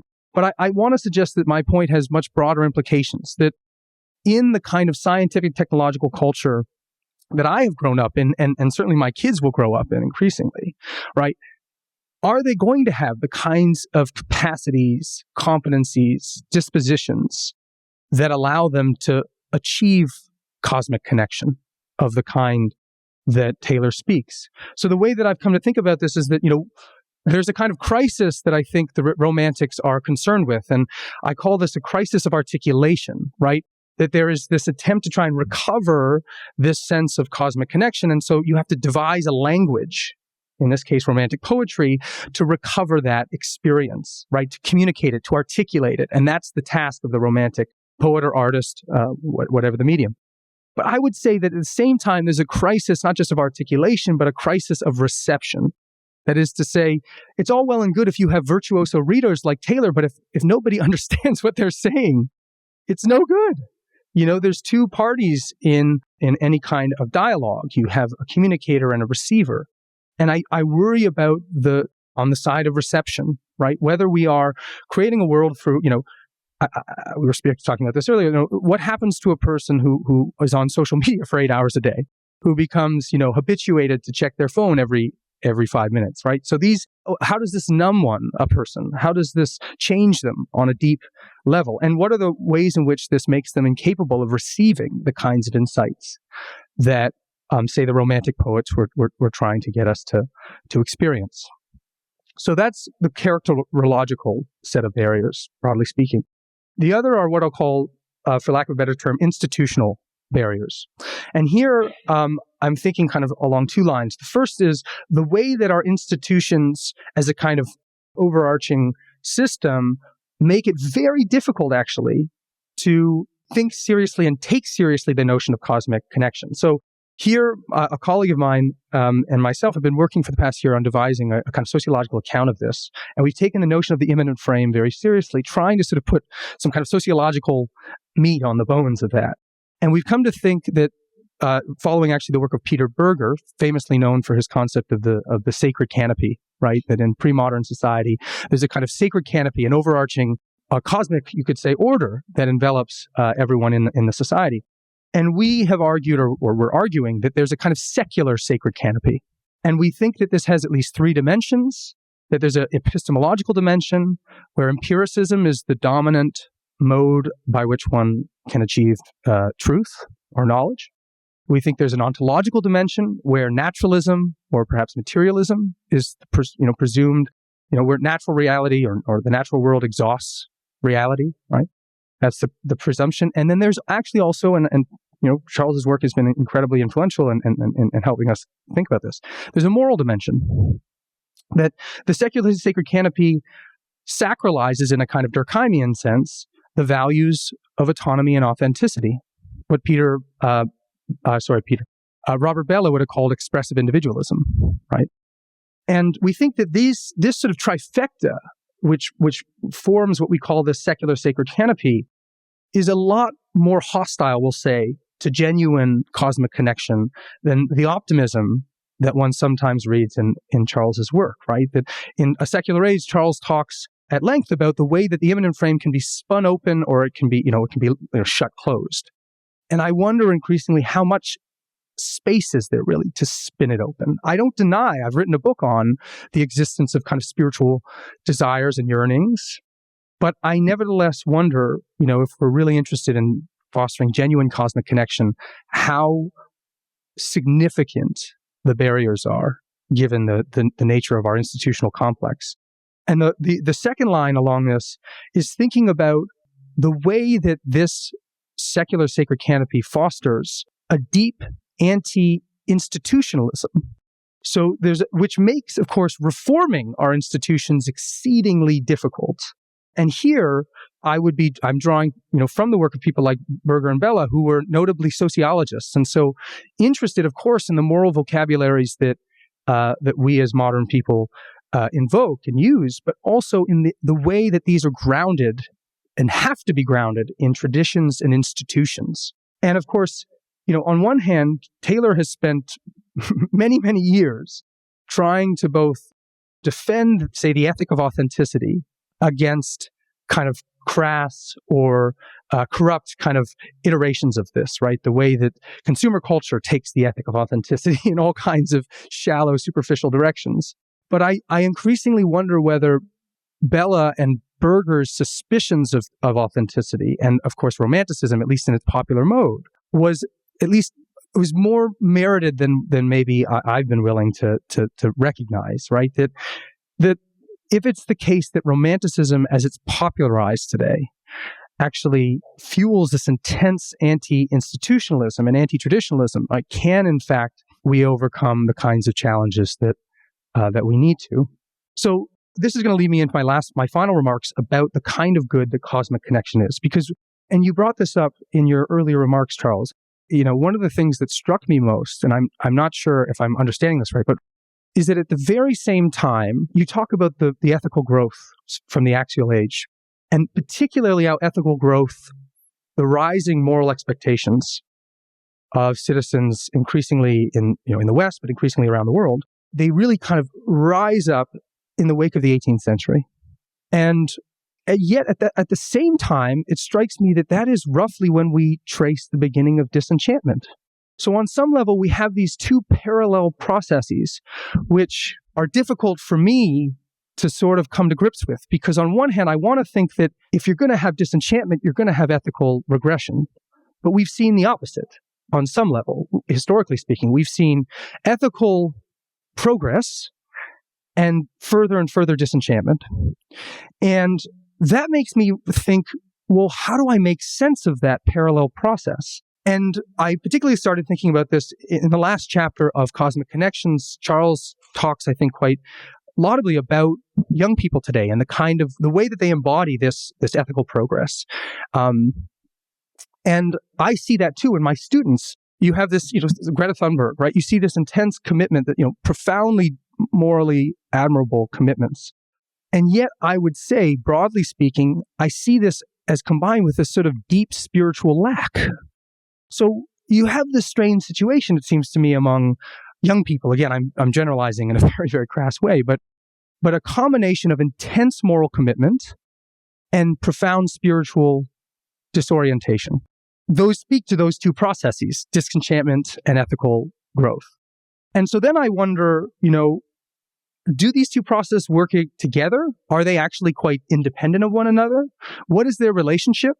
The other question I have is, if we can have ethical growth without cosmic connection, without enchantment of a certain kind, then what should we be willing to do to recover it? How far should we be willing to go to ensure that not just a few of us in this room have cosmic connection, right, in moments in the woods, but that most of us have this? I take Charles to believe, and I believe this too, that cosmic connection is a core constituent of a flourishing full life. I believe that. But if that's true, then do we need to sacrifice key features of the modern world, of modernity, for us to have this good? What are we willing to do? I see right now, obviously Trump's election is sort of provoking this, but there have been these alternatives. You can see, say, just as an example on the left, certain forms of environmentalism, which see modernity as fundamentally the problem. We need to get rid of these things. And it's it's quite a radical move. But you have, of course, the rise of post-liberalism on the right, which is an equally kind of anti-modern bent to it. And both of these camps, despite their differences, agree that the modern world cannot be saved. And I sense in reading Taylor, Charles, that you, on some level, think that we can reconcile these things. We can have the best of the modern world while at the same time maintaining and fostering more cosmic connection. And I want to believe that, but I don't know. And so I just leave that as a provocation for us to think about.